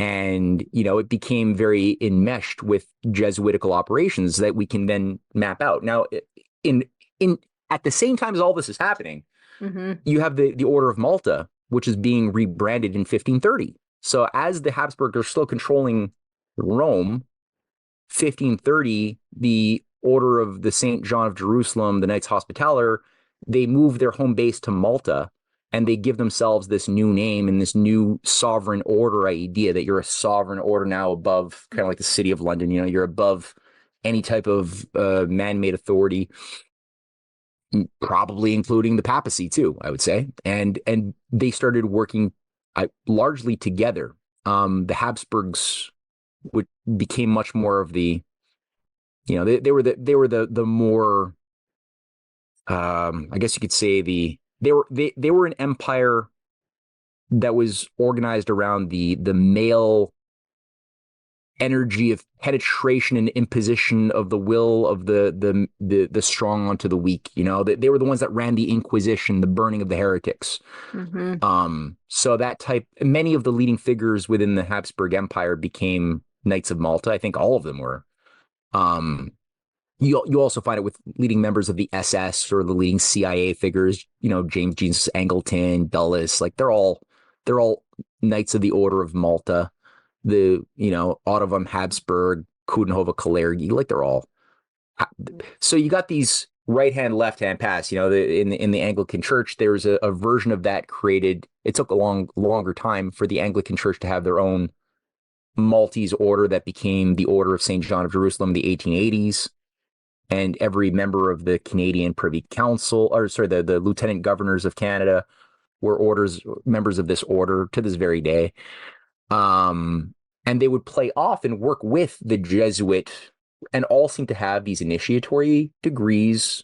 They would all work together to keep their victims destabilized in order to then create irreconcilable extremes that would then resolve in oneness, which is always just more totalitarian control for the master class at the end of the day, as you know. So anyway, that's just what I could say on a broad brushstroke. And the other thing I would say about that too is that although the Jesuit order was created at that time, it was finally ordained by the Pope to become its own order in 1540. The meditations of Ignatius Loyola are serious brainwashing. Like there's one meditation in there that literally says, Loyola says that the true devotee must be able to, here, I'll just read it. It says here, to be right in everything, we ought always to hold that the white which I see with my eyes is black, if the hierarchical church so decides it, believing that between Christ our Lord, the bridegroom, and the church, his bride, there is the same spirit which governs and directs us for the salvation of our souls. As if Christ would ever demand that somebody brainwash themselves to say that white is black. It's very much exactly what Bertrand Russell was studying when he was saying that we have to figure out how much it would cost to convince children in a new educational system that snow is black, and how much less it would cost to convince them that it was dark gray. He also says in one of his exercises that he has the student go through as a mantra, that I must not desire to belong to myself. I must let myself be led and be moved as a lump of wax lets itself be kneaded. Must order myself as a dead man without will or judgment, as a little crucifix which lets itself be moved without difficulty from one place to another, as a staff in the hand of an old man to be placed where he will and where he can best make use of me. Thus I must always be ready to hand, so that the order may use me and apply me in the way that seems to it good. So already just dissolving oneself of their free will, giving over intellectually, right, brainwash themselves to become convinced that they are instruments for the will of the hierarchical chain of command above them. And so, you can lie and it's not your lie. You can kill and it's not your murder. It's not your sin. You're just a channel, a hand for that above you that has their own mysterious ways about them that you just have to have faith is good. So perfect brainwashing exercise on so many levels. He also says that that Aristotle is the only path of the Jesuit. He explicitly states this in his exercises. Loyola. Oh, Well, sorry, not Loyola. That's actually, no, I'm wrong about that. That's Martin Luther. Martin Luther says that. But wait, maybe I think Loyola actually says that too. 1 second. Aristotle. Yes, Aristotle says that. So Loyola says in his spiritual exercises that in logic, natural and moral philosophy, and metaphysics, the doctrine of Aristotle should be followed, as also in the other liberal arts. So again, that's people can read the spiritual exercises. They do very explicit, mhm, and so I think partially it becomes an army to defend the church nominally, mhm, but it also is holding the church captive and controlling the church at the same time. And we see many cases of popes who died while in the papacy, one of which being Clement XIII, who was the pope that in 1776 disbands the Jesuit order and he expels them from Europe. And he ends up dying very mysteriously months later. And he says and he literally says on record that this will be the death of me. He says that. Um, and then they end up going off and they flee and they reconstitute themselves in St. Petersburg in 1774, and they remain there for 50 years before another pope brings them back into Europe. But there's many examples of different popes at different times trying to fight against them and usually failing. John Paul II made an effort. John Paul I, the pope that died after 30 days, and he comes up a little bit in The Godfather Part 3. mhm, He was, according to Malachi Martin, trying to rein in the Jesuits and had called for not a conclave, a meeting of the superior general of the Jesuit Black Pope and the leading Jesuits to be reined in. And a day before he could give his speech to them is when he dies, clearly poisoned. And John Paul II tried, and in a lamer way, but still tried, and got shot by his own MK Ultra Turkish useful idiot who tried to kill him. But so the Jesuits became both things, right? Both the defenders of what they wanted to define the church to be, but also the handlers of the church, to try to make sure that no type of Renaissance movement would ever gain power within Rome ever again, as had happened in the 14th and 15th century by the followers of Dante Alighieri and Peter Abelard, who despite having been killed, and Dante did die right after he came to Venice, and on his way out of Venice, he dies again. Very weird. But their followers lived on and organized and rose over a few generations to prominence, becoming cardinals like Cardinal Nicholas of Cusa, leading Platonist. Pope Pius II, Piccolomini, was an ally of Cusa in 1440 to 1466 or so, who initiated a big part of the Golden Renaissance. And they also were the ones who were declaring war on the Black Mass sects that were then operational within Naples, within the Apennine Mountains in Italy, which were all excommunicated. All of the satanic towns that were carrying out the Black Mass, and that do seem to be hubs of the Templars, they excommunicated these regions and shut down a lot of the witch covens and things of that sort at that moment in 1460 to 1480, while at the same time promoting the Brotherhood of Common Life. A friend of mine is going to be giving a class on this actually in 2 weeks. The Brethren of the Common Life was beautiful. It was like a whole mass movement of teaching orphans the classics, Greek, Latin translations, doing astronomy, painting, architecture. And a lot of the greatest geniuses of the Renaissance emerged out of this network. And there's hundreds of hubs of the Brotherhood of Common Life all over Europe that grew from the 13th century to the 16th century. Then it was infiltrated and shut down by the Neoplatonists. Yeah, that's right. Groot was a big one. I think Dante Alighieri came out of this. okay. But so you read the writings of these guys, and it's clear what you're looking at. These are the most brilliant, beautiful, sublime souls that had such a good understanding of evil and were able to navigate and conspire for the good. So, that's the sort of thing that was there within the church that the Jesuits were designed to infiltrate and destroy. And there's been good Jesuits, right? Like at the same time as we say this, we're acknowledging that just like Freemasons, there's a lot of good people who found themselves within the Jesuit or within the Knights of Malta, but were not initiated to the higher degrees and just thought these were places to express goodness and to do good. Mm-hmm. Until they started infringing on some grand strategy, and then they were eliminated, as Francis had done when he was still Bishop Bergoglio in Argentina in the 1970s, when he was working with the Rockefeller-funded military fascist junta of Argentina, where he was collaborating to murder lower-level Jesuit missionaries that were fighting with the people in like the jungles and stuff against the corporate, World Bank funded military junta. So all of a sudden his own Jesuit missionaries, he's a Jesuit, they're Jesuits, but he had no problem advising the junta, telling them where the locations of these Jesuits were to torture and murder them, that's how he came to prominence, right? Before going on to Rome and raising to become the Pope. So you got these. I just say this because I like nuance, and I don't want to throw everybody under the bus, because there are Jesuits who did a lot of good things, but to differentiate them from this other satanic thing is pretty important. Oh yeah, there's that's a good article too. I read that. Yeah, on Pope's or Bergoglio's devil's handiwork in the 70s. Yeah. Yeah. Yeah. No, definitely. I mean, same with Freemasons, same with the Theosophy and Gnosticism.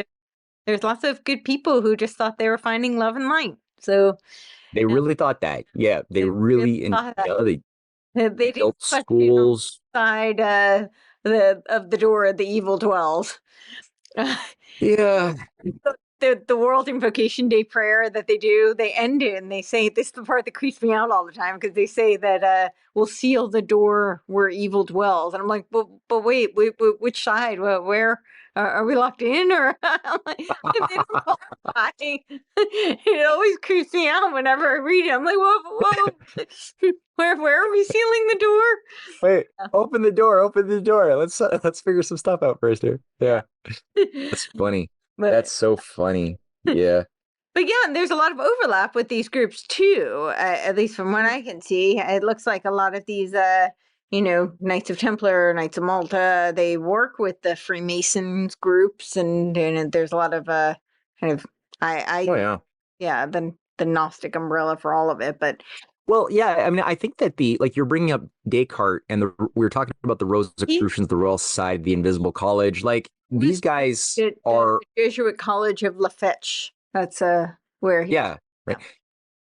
So I think that these Rosicrucians that emerged onto the scene, like the Jesuits came out in 1534. It was about 70 years later that the first appearances of the Rosicrucians, the followers of the mythical Christian Rosenkreuz, emerged in like 1605 with a few tracts that appeared on the scene and appeared to be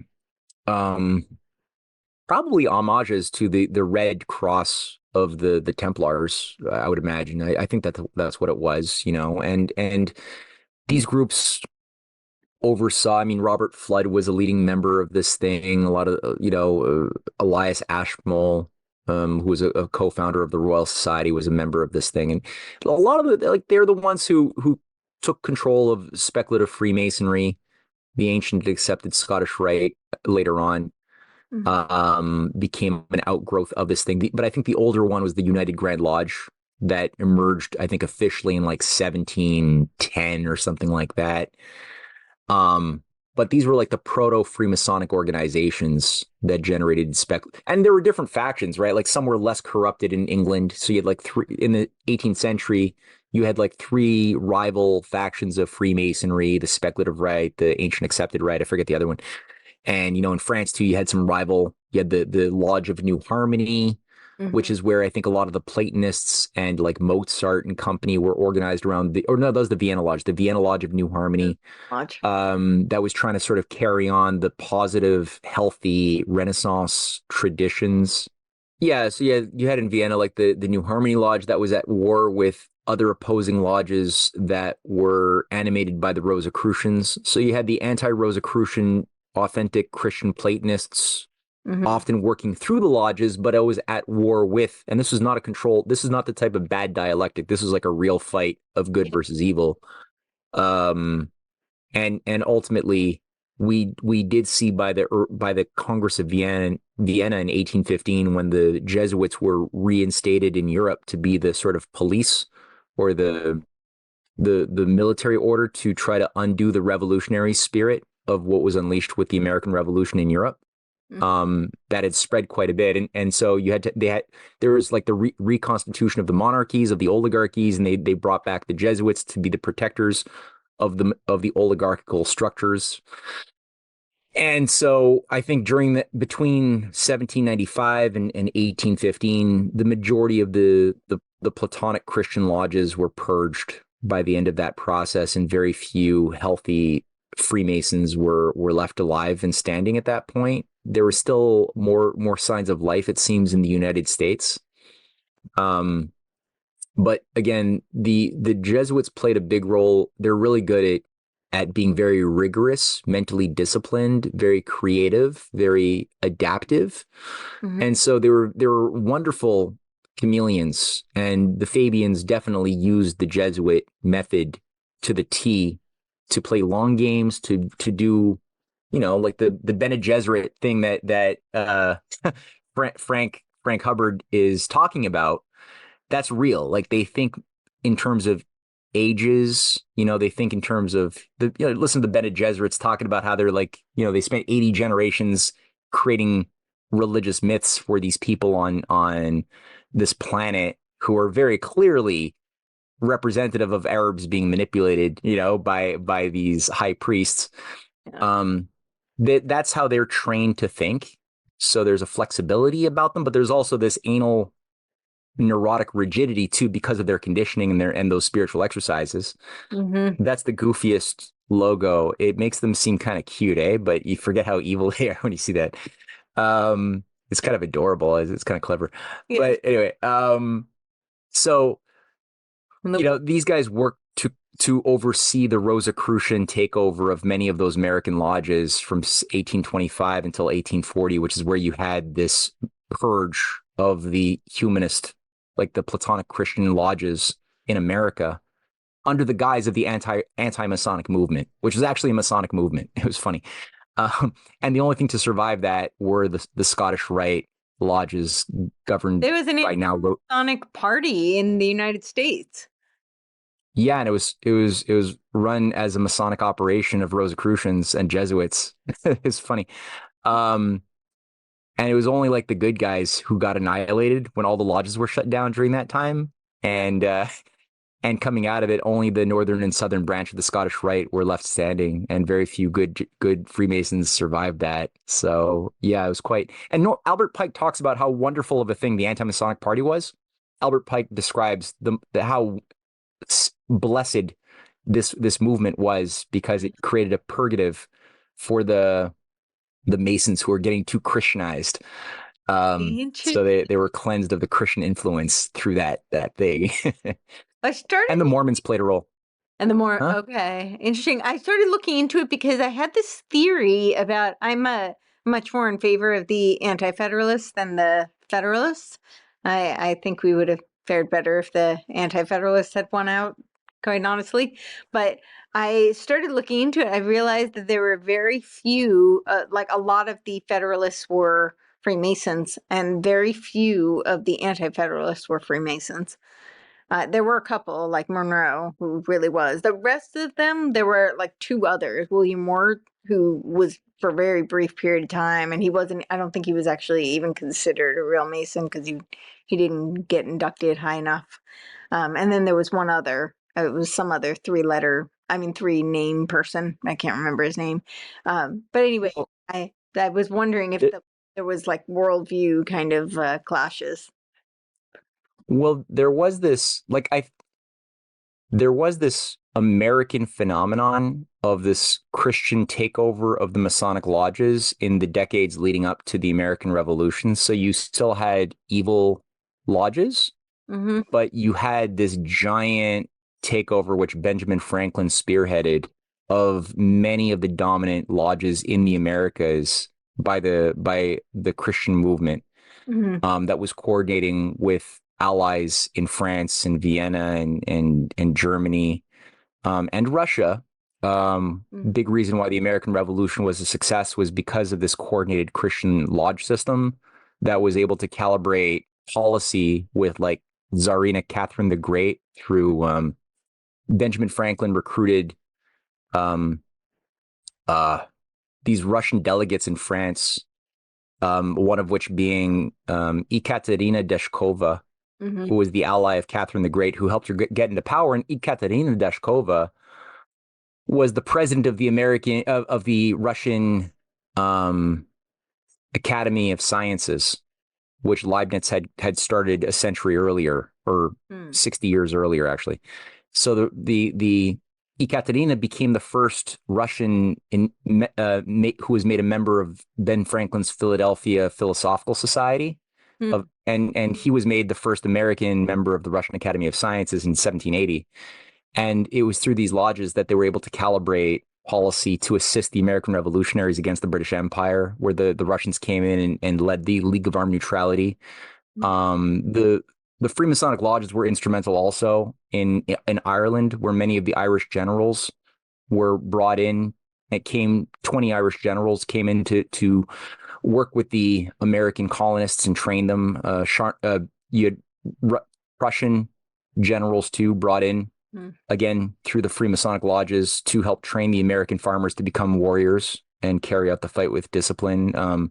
Also, the lodges seem to be instrumental in coordinating with the Muslim, what was it called? The Hyder Ali movement of southern India, which at the time was battling the British Empire, who were trying then to only come in and take control of India. So Hyder Ali was the leader of that rebellion with his son Tipu Sultan, who were writing letters to the Continental Congress from 1781 to 1783, saying that your fight is our fight. And they absorbed like 20% of the British naval fleet that was supposed to go to the Americas to put down the colonists, the revolutionaries. So that bought the Americans a big space that they needed to fight the empire was through that. Also, the Moroccan Sidi Muhammad there were certain Freemasonic lodges through France in Morocco, which got Sidi Muhammad, the Emperor of Morocco, involved to protect the American ships from Barbary pirates who were used as proxies by the British Empire to enslave Americans at sea. And he gave them safe harbor and protection. So you had this whole again, this Christianization of the lodges was a very, very long-term strategy that proved to be a bane in the side of the oligarchy, and they worked over several generations to undo that. For those who might want to know more about this, my Clash of the Two Americas, I wrote this book called Clash of the Two Americas, Volume 1 to 4. Volume 1 goes through a big chunk of this, and Revenge of the Mystery Cults, Volume 3, on Edgar Allan Poe's Final Mystery. It's right here, actually. Here, this for people watching this, they might want to. The book I'm talking about is Edgar Poe's Final Mystery, and Other Tales of Ratiocination, Volume 3 of the Revenge of the Mystery Cult. It has several chapters going into this whole revenge of the Rosicrucians who took back control of the lodges. So for me, I'm much more sympathetic to Alexander Hamilton and John Jay and the Federalists, because at that time, I see them still, despite there being very bad Federalists, and Hamilton became sort of like an army of one at a certain point. Like all of the Federalists around him became traitors. So, but the Masonic system or lodges that they were operating within were still a battleground that was under resolve. It hadn't been resolved yet. And when Hamilton died in 1804, the takeover moved ahead a lot faster, it seems. But yeah, I got a few chapters on that too. So I mean, I have a different sort of interpretation of that battle between the anti-constitutionalists and the what do you call it, the Confederate crowd. Yeah. Yeah. or Federalists, the anti-Federalists and the Federalists. Yeah. Yeah. Yeah. Interesting. Yeah. I mean, I can see that, and I hadn't really thought about it in that context.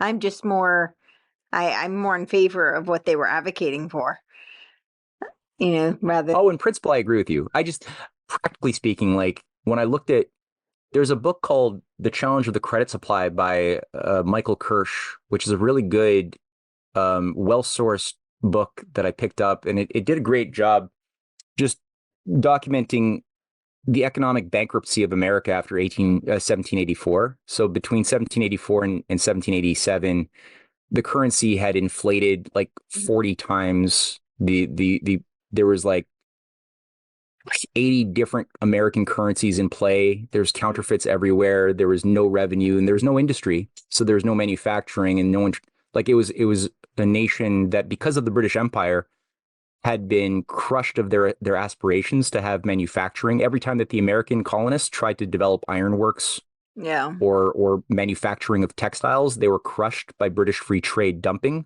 Yeah. And also just outright like royal acts that illegalized having manufacturing in the colonies at different times. Sure. So they were kept agrarian raw materials exporters and depended upon slave labor that the British insured. Oh, there it is. That's a great book. Okay. And so what became clear by reading Kirsch is that it was only a matter of time. There was no ability to carry out taxation, to utilize the protective tariff. There was no government. There was only like 13 governments fighting amongst themselves over scraps. They were using protectionism with each other, so you couldn't carry out coordinated action. Right. Again, the currency was hyperinflated. It was devalued. Nobody wanted to invest in the U.S. credit. They were in debt beyond belief because the war was very expensive, and they had no manufacturing. So to get out of that required a completely different paradigm, which was made possible. And that book goes through it, and Michael Kirsch wields his stats very effectively around Hamilton's reports on manufacturers that were made possible by the U.S. Constitution that gave, for the first time, the government the ability to have a protective tariff, to create new revenue that way, to do taxation if need be, to carry out internal improvements, build canals, emit credit for projects. And the big part of that was federalizing all of the local state debts, and which were unpayable, and creating a new they transformed those debts to create a new federal debt that would now be tied to a new mandate to invest in internal improvements, which would only be those types of investments that would extinguish themselves. So there would be anti-inflationary debts, because when you invest in canals or manufacturing centers or schools, then when they blossom, they will produce so much more free energy for like revenue that they extinguish the debt you took out in the present to generate them. So a lot of what Hamilton does, it's all laid out in his reports on manufacturers and his reports to the Congress on the constitutionality of a national bank. And a lot of it got abused as well. Yeah. So his enemies in the Federalist Party, who many of them were evil, after he was killed, they made sure that this thing became more and more corrupt as an abusive thing. So there was a lot of corruption in the national bank. Yeah. But when it was killed by Jackson in 1836, it resulted in a total calamity economically, like bank panics, bank runs. All of a sudden, the U.S. under Jackson's free trade policies and his abolishment of the protective tariffs, it resulted in speculation. Tons of different banks were all of a sudden allowed to issue their own local currency. So there were thousands of local currencies again in circulation. So with that, there's a lot of counterfeits. Nobody wanted to invest in America anymore. So the U.S. dollar, again, the U.S. was going to be reabsorbed back into the empire. It was only a matter of time. So it seems like this, for me, it's like this Hamiltonian American system, which gave rise to the Constitution, has been something that the oligarchy appears to have been aiming to destroy for a long time. And all of those, when I look at all of the leaders, yeah, it's Jackson there, the genocidalist who like carried out this. So he created this propaganda for himself that he was this great hero because he fought the banks, but he actually helped all of the Wall Street banks that Aaron Burr had created he helped them out immensely. He just stopped the National Bank of Hamilton, but he helped all of the private banks immensely, who benefited massively by his ending of government regulation on those banks. And he made it possible to just gamble with other people's money and all this stuff. And he also gave up, what he did too is he killed thousands of natives by moving all the Cherokee from the south, where there was like this cotton plantation area, or this area that could produce a lot of cotton, but it had a bunch of Indians living on that land. So he forced them to be removed and put into these reservations. So he created the Indian reservations through his Indian Acts, and then gave all of that land over to the slave power to then grow cotton to, grow their slave empire. So that was another part of Jackson's work in really bringing America back under the dominion of the empire. I just, in terms of modern context, I think this is I'll have to rethink my whole thoughts. But yeah, that gave me a lot to think about. But in terms of current day context, I think there's a lot of relevance with what's going on. This is a total left turn, sorry, but because it just sparked this thought. But because of what's going on with currencies and the digital currency move and the network states and the quote unquote decentralization of everything, I think that it behooves us to look at that time in history, because I think a lot of people remember I was saying that they're marketing it to the libertarians because everything's being decentralized. But my thought was that it's not really decentralized anyway, because it's it's going to be decentralized like H.G. Wells' World Brain was decentralized. And even in Srinivasan's book, his network state book, he actually says it. He says it's decentralized with the purpose of re-centralizing. So he even says it, but of course H.G. Wells said that the information institutions would be the conduit, the decentralization of those institutions back then it was the academic institutions would be the conduit to create the world brain. But now what is the information institutions? It's the internet, it's the technology. And in his network state, which is predicated on the seasteading concept that Peter Thiel had, which is very reminiscent like Terramar, right? It's international water and you're going to build these city-states. But obviously that wasn't successful. And so now Peter Thiel is adopting this Srinivasan plan of network states.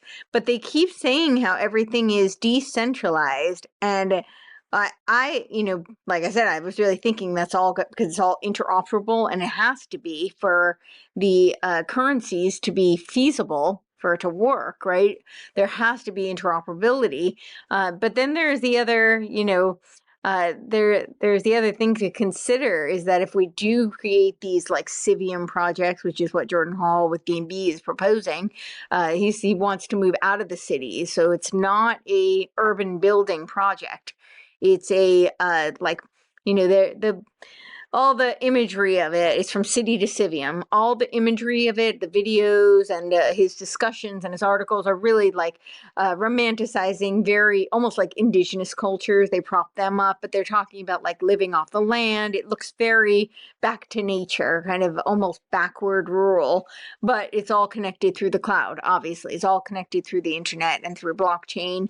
And all this just to say, though, that I'm thinking about it is that if there isn't this interoperability and it really is decentralized, then you're going to have a very similar kind of problem with all the corruption and with, counterfeit and with just who's going to, and I think the problem would be even worse if it were really truly decentralized, because then it's like, where are the safeguards in terms of who's going to protect, hackers and, yeah. So I don't know. It just made me think about that concept. It's there's obviously not like, Well, if there were perfect solutions, we'd be in a utopia, but so yeah, no, for me, it's always cultural at the end of the day, because there's no formula for this type of success, except that I know that the oligarchy has been desperate to get rid of the sovereign nation state system as a relatively modern innovation that emerged out of the Renaissance. yeah. Has been a bane in the side of the oligarchy's plans, because it's given too much power to like human beings to organize a it's like a technology. The government Hmm. it is a metaphysical technology. Yeah. Yeah, great example is Right. So it creates some sort of a yeah, field. Yeah. yeah, for defense, or a technology for positive action too. If you're gonna, and it's government has many parts, many departments, many aspects that are supposed to work as a machine of government together for a common purpose. Like all machines have a purpose, a design. Some are designed well, some are designed with flaws that make them ineffective or even Yeah. prohibitive of freedom to exist. Others are more conducive to freedom. So the Republican form of government, of self-government, is obviously the best as far as the potential to express freedom, because it gives more and more power to organized groups of citizens to actualize their internal desires and will and thoughts into policy, Sure. which is wonderful without hereditary overlords trying to like keep control. But that only works if you've got a culture that isn't. So if you got a culture that encourages people to become their better selves and love the good things, like learn how to find joy and pleasure in the good things instead of things that make you worse, then you're okay, like that's a society that can use discernment, that can judge right and wrong, and that can like formulate their identities to be responsible for the freedoms that were won in blood for them, and they have a sense of debt to the past and a sense of duty to the future that shapes them as citizens and not subjects. So when you lose that, then obviously, like all technologies, it can be usurped and used against you to enslave you, as we've seen so much of since JFK was murdered. Um, but it's cultural as the primary aspect of the fight. And so, but what I was thinking too, there's that picture of the North of the tech native of North America that Elon Musk's grandpa was all devoted to. Um, that's a great example of the Bertrand Russell formula for human social organization, because Bertrand Russell, just like Elon Musk, Hmm. had came out with a twofold solution. He was, on the one hand, and he's most known for being a fan of one world government, right, to manage all the nations.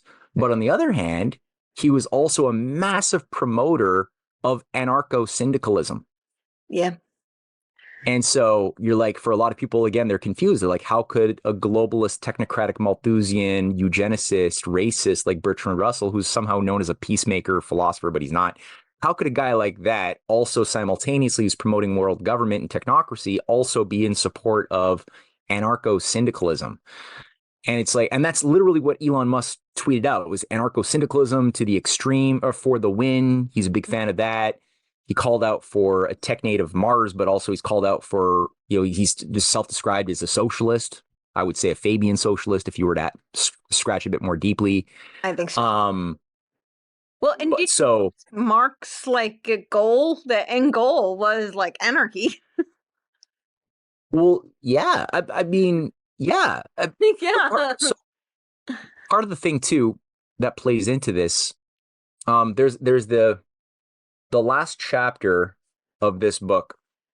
Yeah. I might run it as on my Substack as an article, 'cause I think the content is important. But I end my book with a chapter called Chapter 18, Victoria Woodhull's Eugenical Christianity, or How Jack the Ripper Found Jesus. Hmm. So you and I did a presentation on Jack the Ripper as an occult ritual tied to the reconstruction of Solomon's temple and the creation of Israel as a Zionist state. So it was totally tied together. Charles Warren, Sir Warren, is the master key to that. All that to say, Jack the Ripper, the guy who I demonstrate thoroughly was the key figure in the Jack the Ripper murders, was this guy Donston Stevenson, and he becomes a Christian. He actually joins what seems to be a Gnostic church by an American woman named Victoria Woodhull, who is known today amongst feminists as a leading feminist, who was the first to publish Marx's manifesto in America when she was working for Horace Greeley. Cornelius Vanderbilt, who is her patron. She and her sister were spiritualist ghost rappers who did like oracle, like channeling for the elite, of Wall Street. That's her. And she's known as like a radical feminist. She studied deeply and this particular anarchist communist commune called the Oneida Commune in New York State. And there's still like Oneida silverware, like for some reason that's still a thing. But so this colony under this messiah figure, a Yale Divinity School graduate, Noyes, John Henry Noyes, who is again, he promoted, yeah, that's, yeah. So that's, but they were founded in 1840 and they were dissolved when President Garfield was murdered because his murderer, Charles Guiteau, was a disciple of Noyes and spent years on the Oneida Commune and described in his memoirs before he was hung how he doesn't remember anything. He felt like he was in an altered state.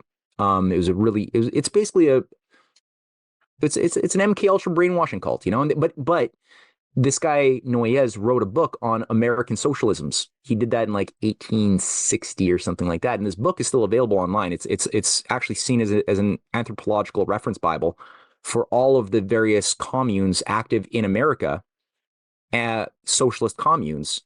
And he defined himself as a communist 10 years before Marx even wrote the Communist Manifesto. So communism under the commune system of these anarcho-commune regions in Buffalo, Illinois, Toronto, they're all over. He does a giant assessment of each one, their techniques, what works, what doesn't work to get certain effects. They abolish private property. It's free love, like every woman is everybody's, but you have to also request to the council the right to procreate. So it's very much based on population control. And Victoria Woodhull is doing studies on them and promoting them as like the model for how society should be organized. That's it right there. Okay. John Humphrey Noyes, sorry. And so her works both inspire H.G. Wells, who cites Victoria Woodhull. She lives out her life married to a rich, like highborn British aristocrat, as does her sister. After they leave America, and you know they were caught doing some fraud. But so they inspire H.G. Wells. Her work on world federalism and world government inspires H.G. Wells in his formulation of the New World Order and his Declaration for the Universal Rights of Man. He directly cites Woodhull, and she directly cites Humphrey Noyes, right? Which predates Marx. Again, it's pre-Marx, but they were calling themselves communists, anarchist communists. They were generating a lot of the assassins who were put to work as terrorists in Europe, killing kings and leaders and monarchs, and Alexander II, and McKinley was murdered by one of these disciples of Emma Goldman, who was running her own anarchist commune as well in Buffalo that killed McKinley in 1901. Many hundreds. So these were like the terrorist organization run by intelligence. And, you know, today it's the same thing that's what it was. That was the form it took back then. And this is the Oneida colony is also used by Aldous Huxley. It inspires Aldous Huxley in his crafting of the island, his last manifesto for how society should be organized. It inspires Michael Murphy. Esalen goes on to create, Esalen. So there's this thing, and you know, my contention where I'm at right now and looking at Marx as a Delphic operative, like I see him kind of like I see Isaac Newton to Kepler. So the way Isaac Newton was created by the Royal College, the Royal Society and the Invisible College, right, to be a cardboard cutout that would capture or would steal the ideas of the continental scientific movement of Leibniz and of Kepler and the real scientists. They would steal the discoveries and they would try to co-opt them by removing the substance and keeping only aspects of the formulaic form, the shell that could be memorized and applied as a technique, but with no insight, no real knowledge, and call that science, which it wasn't. It was just technique. And memorization. So that's what they did for Newton. And I think they did the same thing for the science of human economics, because economics is understood as a branch of natural science. There's but it was more than that. It was like the queen of sciences because it involved free will. It involved creativity. It, unlike the other sciences that could be expressed more formulaically, although they couldn't really, but still. Um, the human economy was much more reliant upon human sentiments, Behavior. the need for happiness, love, right? All those things. So, but it was still a science. It was still grounded in scientific principles. So I think that Hamilton did a really good job with the help of Ben Franklin earlier at defining this as a science premised on the human mind's powers of creativity to constantly go outside of the limits to growth. And you see that when you read Hamilton's reports on the subject of manufacturers, where he's really defining that value comes from the human mind's power of making discoveries. Everything else must be subservient to that. And our ideas of value, pricing, all of those things should be infused by our understanding that it's the mind that generates value by making discoveries and translating that into new inventions and discoveries. And that was the point of banking. Like when you studied economics, that was what you were supposed to have in your mind. And I think that when I look at Marx, and my wife right now is doing this crazy deep dive. That's what she's doing tonight. That's why she's not joining us, because she's reading, she's doing a series of essays, and she's published 2 already on why Trump's tariff is not the American system tariff.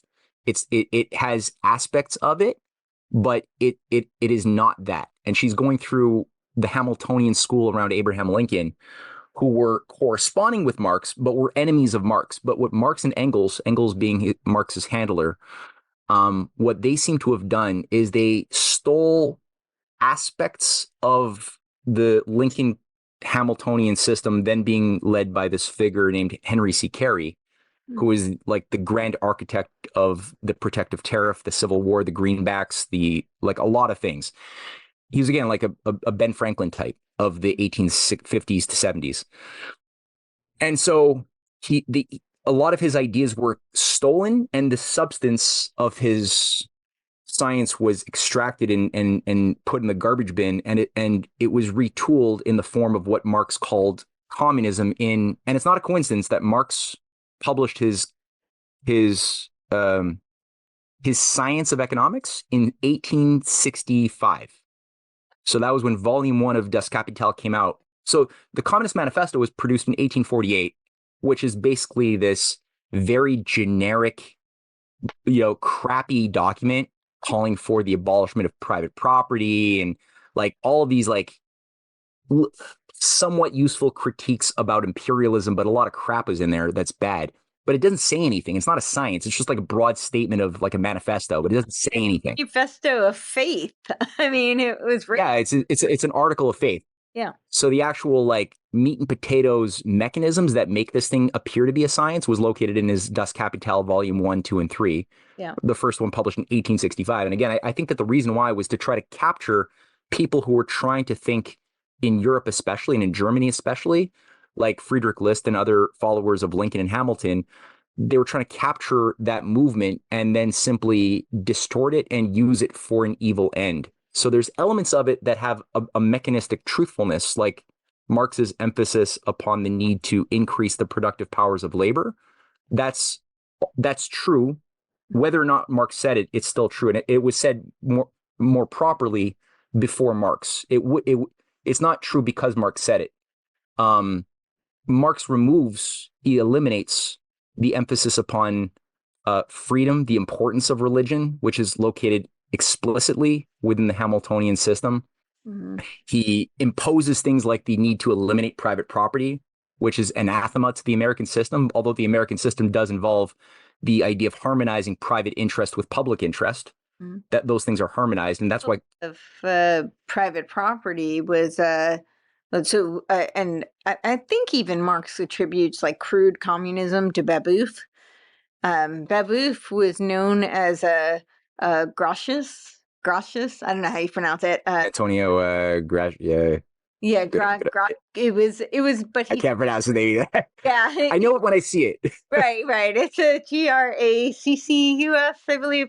But that was his nickname in the Illuminati, and he chose that name after the Gracchi brothers, who were in ancient Rome, who had this policy of eradicating private property. And so this where this and Trotsky attributes Babeuf to being like the originator of communism. And this, I see. I was thinking you meant Gramsci, Antonio Gramsci. You no, mean that's, Francis yeah, Noel Gratius Babeuf. through the institutions. Yeah, no, Gramsci was the one who adopted a lot of the Communist Manifesto, actually, rather Yeah. than Das Kapital, because he was saying that the problem with, this was when Lenin was trying to figure out why the revolutions didn't spread through the West the way that Marx claimed that it would. And it was Gramsci who said that it's because you're treating this as an economic problem, but as long as people are still entrenched in their culture, and of course he was critiquing the culture of capitalism, he said, then you're never going to have the revolution. So really, that's why we need the long march through the institutions, which he actually didn't use that term, but that was the premise. It was the long march through the 5 pillars of society, which of course, the law, the media, entertainment sphere, religion, what are the other ones? Education. Yeah. So. Yeah, that's interesting. No, I didn't look into Brebeuf. That's Yeah. And I wonder if that's any, because there's Saint Jean de Brebeuf as well. Brebeuf is a leading Jesuit. I wonder if there's a relationship, a family relation there as well. That was the school that Pierre Elliott Trudeau was trained in, a big Jesuit, elite Jesuit college in Montreal. Okay. Um, That wouldn't surprise me at all. Yeah, I wouldn't be surprised either. Yeah. Take note. All right, mental note. Mental note. We're back to the Jesuits. And I did want to point out that because your theory about the Templar Jesuit connection. So apparently the Holy Grail, which is like the Templar, book, was made its way into Valencia. So that might be evidence for the connection there. But yeah, I read this book called The Holy Blood, Holy Grail that I think has a lot of truthfulness embedded in it, which inspired Dan Brown. And in it, Michael Bagnan, who's himself a member of the Charles Warren Quatuor Coronati Lodge that Charles Warren headed when he was also overseeing the Jack the Ripper murders. That was the Freemasonic Research Lodge that oversaw the excavation of Solomon's Temple and pursued, the Ark of the Covenant and all these things. So this guy was actually mandated in 81 or 82 to write The Holy Blood, Holy Grail, which popularized this thesis that I think had been believed, like I alluded to, for centuries, right. that the Holy Blood was, the Holy Grail was a metaphor for the bloodline of Jesus and Jesus's babies that were brought in through the Merovingians and the ruling royal bloodlines of Europe that have somehow and that's part of the Rosicrucian thesis, is that you can only train the elite bloodlines. So you cannot be trained in the higher magical rituals of Rosicrucianism if you cannot prove to have been endowed by holy blood. So it's very oligarchical as part. You just can't be trained, that. And so, and then if you are, then, and you have this elitist blood, then you can learn the rituals. And the ideal is to, again, achieve immortality, right? Like find the Philosopher's Stone, cheat death, and then you can live forever. And they're all, again, like the transhumanists today, it's the same thing. It's just repackaged under a different wineskin, like Julian Huxley said. He was telling the truth. But it's just, it wasn't what we thought it was. What he was talking about was this Rosicrucian mystery cult that they were repackaging under a new wineskin for the transhumanist mystery cult today, with all of those different manifestations of it.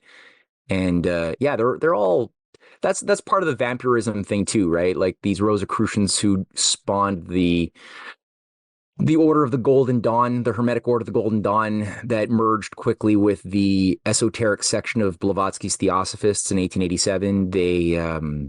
They had members like Bram Stoker, who, like, his work on Dracula was just simply carrying out things that they already believed in, that you could suck the vital fluids of your victims, ideally but the victims always have to agree to it in some way. They have to give their consent, and then you can extract their vital fluids, their energy, through some elixir that gives you more vitality, and it helps if the victim is a child. And so they've been doing this for a while,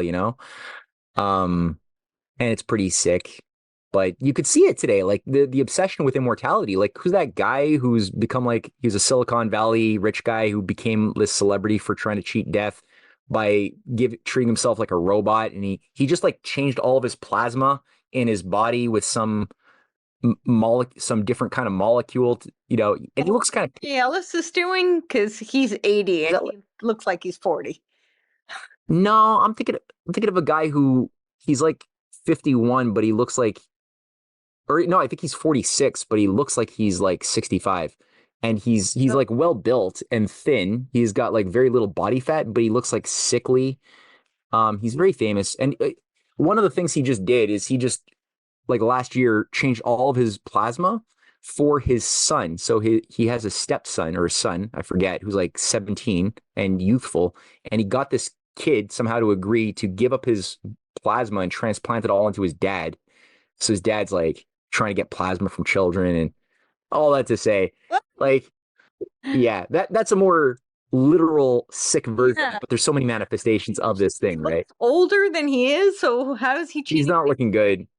He's not looking good. It's not working out for him then. No. And the whole cheating death, and he's accelerating death, it sounds like. It sounds like I don't think he's going to be around for that much longer the way he's going at it. But yeah. So anyway, we've been through a lot today. I mean, this is quite a tour we took of of history. Yeah, I don't know if that's what the viewers were. Twists and turns. Yeah. Well, I want to know what it is that Larry Ellis is doing because he's doing That seems to work. Yeah, Okay. have you seen him? No, let me. Sure. Can yeah, pull it up. We'll wrap it up. But yeah, I think he's in his 80s, and he's seriously Okay, let's see him. like 40. Let's see. All right. Yeah, this is Larry Ellis. Oh, Larry is the Oracle guy. Yeah, the Oracle. He's that old? He's 80? I think so. Let me find out how old. All right, that's impressive. All right, Larry Ellis. Very impressive. Right. How old is he? How old? He's 80 years old. Yeah, August 17, 1944. Wow, what you can do with a few $1 billion, eh? Right? I mean, yeah. He's putting that. I saw a recent picture too of. I mean, she's 70, but I think 69. But Kris Jenner, and she looks amazing too. I don't know what they're doing. But they've got access to something. So yeah, we probably don't necessarily want to know what they're doing. No, yeah. But this is definitely the trying to cheat death vehicle. Yeah. Absolutely. Yeah, not sure what it is. Well, yeah, I guess we can end on that. But yeah, the city that never dies, right?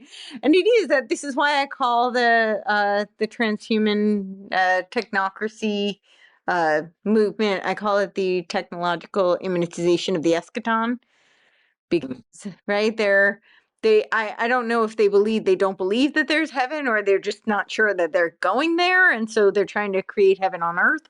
But they have to do that through synthetic means, which to me it seems more like a hell, but but to them it's because they'll live forever and it's all synthetic, and it's they get to be the rulers. So I guess for them it is heaven on earth. I don't know. I guess so. Yeah, it's well, it's Dante's Inferno, man. And it's in my mind, it's really. I think they represent one of the seventh circle of hell of Dante's Inferno. I think is what Dante was trying to get across and look at who he's placing in there too, right? Well, like when you look at the characters he's choosing to place in his various circles of hell, these are real people that lived in the world that he was living in. Yeah. Specific cardinals. And I think if we were to explore what they were up to, there was a reason why Dante was doing that, and why Poe was also showcasing, the mindset of the oligarchy through the figure of Usher from Fall of the House of Usher, and just the hell that Usher, being the archetype of the oligarchical mindset, pathetic as he was living in, or the character at the imp of the perverse, who's totally other directed, not in control of himself, and sees his conscience like a demon spirit that's trying to destroy him.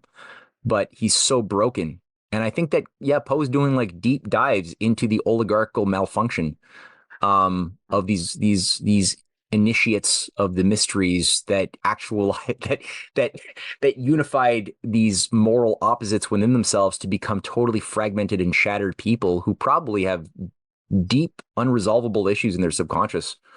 I pity these people at the end of the day, and just see what they're doing, right? What they're striving for. It's like they could be doing so much good with their time and money and lives, and instead they're just pursuing this dystopic fantasy, this utopia Yeah. that's gripped their hearts and minds. It's really sad. It is really sad. I mean, even when you think about like the Jesuits, they're so a lot of them are so brilliant, like, and they're masters of like when you talked about the rigor of education. I mean, people who are Jesuit trained, like they're real rigor of education that has been totally lost. Unfortunately, the version they've extrapolated, at least here in the West, is the militaristic, designed to dumb everybody down. But those who are really trained are, there's a lot of potential there that could be really used for good. So, and for liberating the Yeah. mind as opposed to yeah. I had Leo Zagami on recently, and I think he was saying that the Vatican, the Jesuit, was like it was the head of the snake, and I don't know. It seems to be kind of a hydra, but definitely there's a lot. They're definitely at least a head on the hydra. I would agree with that. So yeah, Yeah, they're definitely a pretty powerful tool. yes, yeah. So, but he's speaking from his own experience, so he obviously has his his feelings there. So, Yeah. but well, thank you. This was fascinating, and we didn't know where it would go, and it went all over. So, um, Yeah, and despite all of that, I think that there were still some through lines there, from the beginning to the end. I think there's some structural integrity to this creative unfolding of seemingly random associations, but I think it was animated by a principle that made sense. I think so as well. Yeah, for sure. Well, tell everybody where if you have any other things you want to leave us with, please do, and tell everybody where they can find all your fantastic work. And Um, so that's my wife's wonderful book. A lot of yes, the stuff that I know because Cynthia does amazing work and she briefs me a lot. So it helps also my own thinking and hypothesizing. And that book is I would say just the most mandatory piece of research that people who really want to understand religious engineering and the Jesuit, anthropological, Smithsonian, Freemasonic operations and more that tie in the Mormons to a lot of these things that are very meaningful for our own lives, as well as understand what happened to the First Nations peoples of North America. That book is vital. You can get it on people can get that on canadianpatriot.org under the buy the book section. There's like there's a section there on that website for buy the books. And scheduled to do a discussion on it at the end of next month because I need to cool. read it. So yeah. Okay, yeah. I'm sure she'll be super happy about that. And, like I said, her work that right now on Henry C. Carey, the Hamiltonian school around Lincoln in opposition to the Marxian school is like, it's blowing my mind. So that might also feed into some future conversation you might want to have with her about that. I know I still need to have an interview with you. I was waiting for your book to come out, but maybe we'll have to do it before your book comes out. Yeah. Yeah, it's something that has to be on our agenda. And that website there is the Rising Tide Foundation.net, which we run together is focusing on a little bit more of the cultural fight. And then there's my Substack. And the last thing I'll say, by the time this video goes public, I would imagine that's my Substack right there. Yes. I would imagine that our new documentary, The Hidden Hand Behind UFOs, Which will be released. Yeah. Oh yeah, you saw the pre-release. Yeah, you liked it? It is so good. Yes.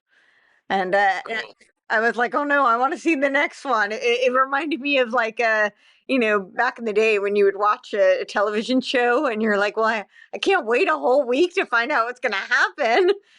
That's how I felt Sorry. with this. So, yeah. Yeah, I feel bad that I'm going to be letting they take a long time to make, so I know. people can't binge on them so easily yet. There's 4 that are ready. This one's gonna be behind a little paywall Hmm. of like $3 or something like that. It'll be free for all my paid subscribers for the first few months. Great. But yeah, this one's going to be on the myth of Roswell and the creation of the Roswell legend as a giant magic trick. So And it that should be available for. a lot of the discussion we had today, actually. Oh man, yeah, does it ever? That's super. And those are the books, the mystery cult books, which people can also pick up as a trilogy, volume 1, 2, and 3. Fantastic. Well, we'll have all the links below. And yeah, I would imagine that will be out then. So we'll have that link below as well. So, well, thank you. As always, such a treat. I truly enjoyed it. Very edifying. Yeah. Gave me a lot to think about that I thought I already knew. So that's the best, right? Makes me reconsider my own axioms. Yeah. So, yes. So, well, thank you. And thank you all for watching and listening. All right, cool. Thanks. Bye.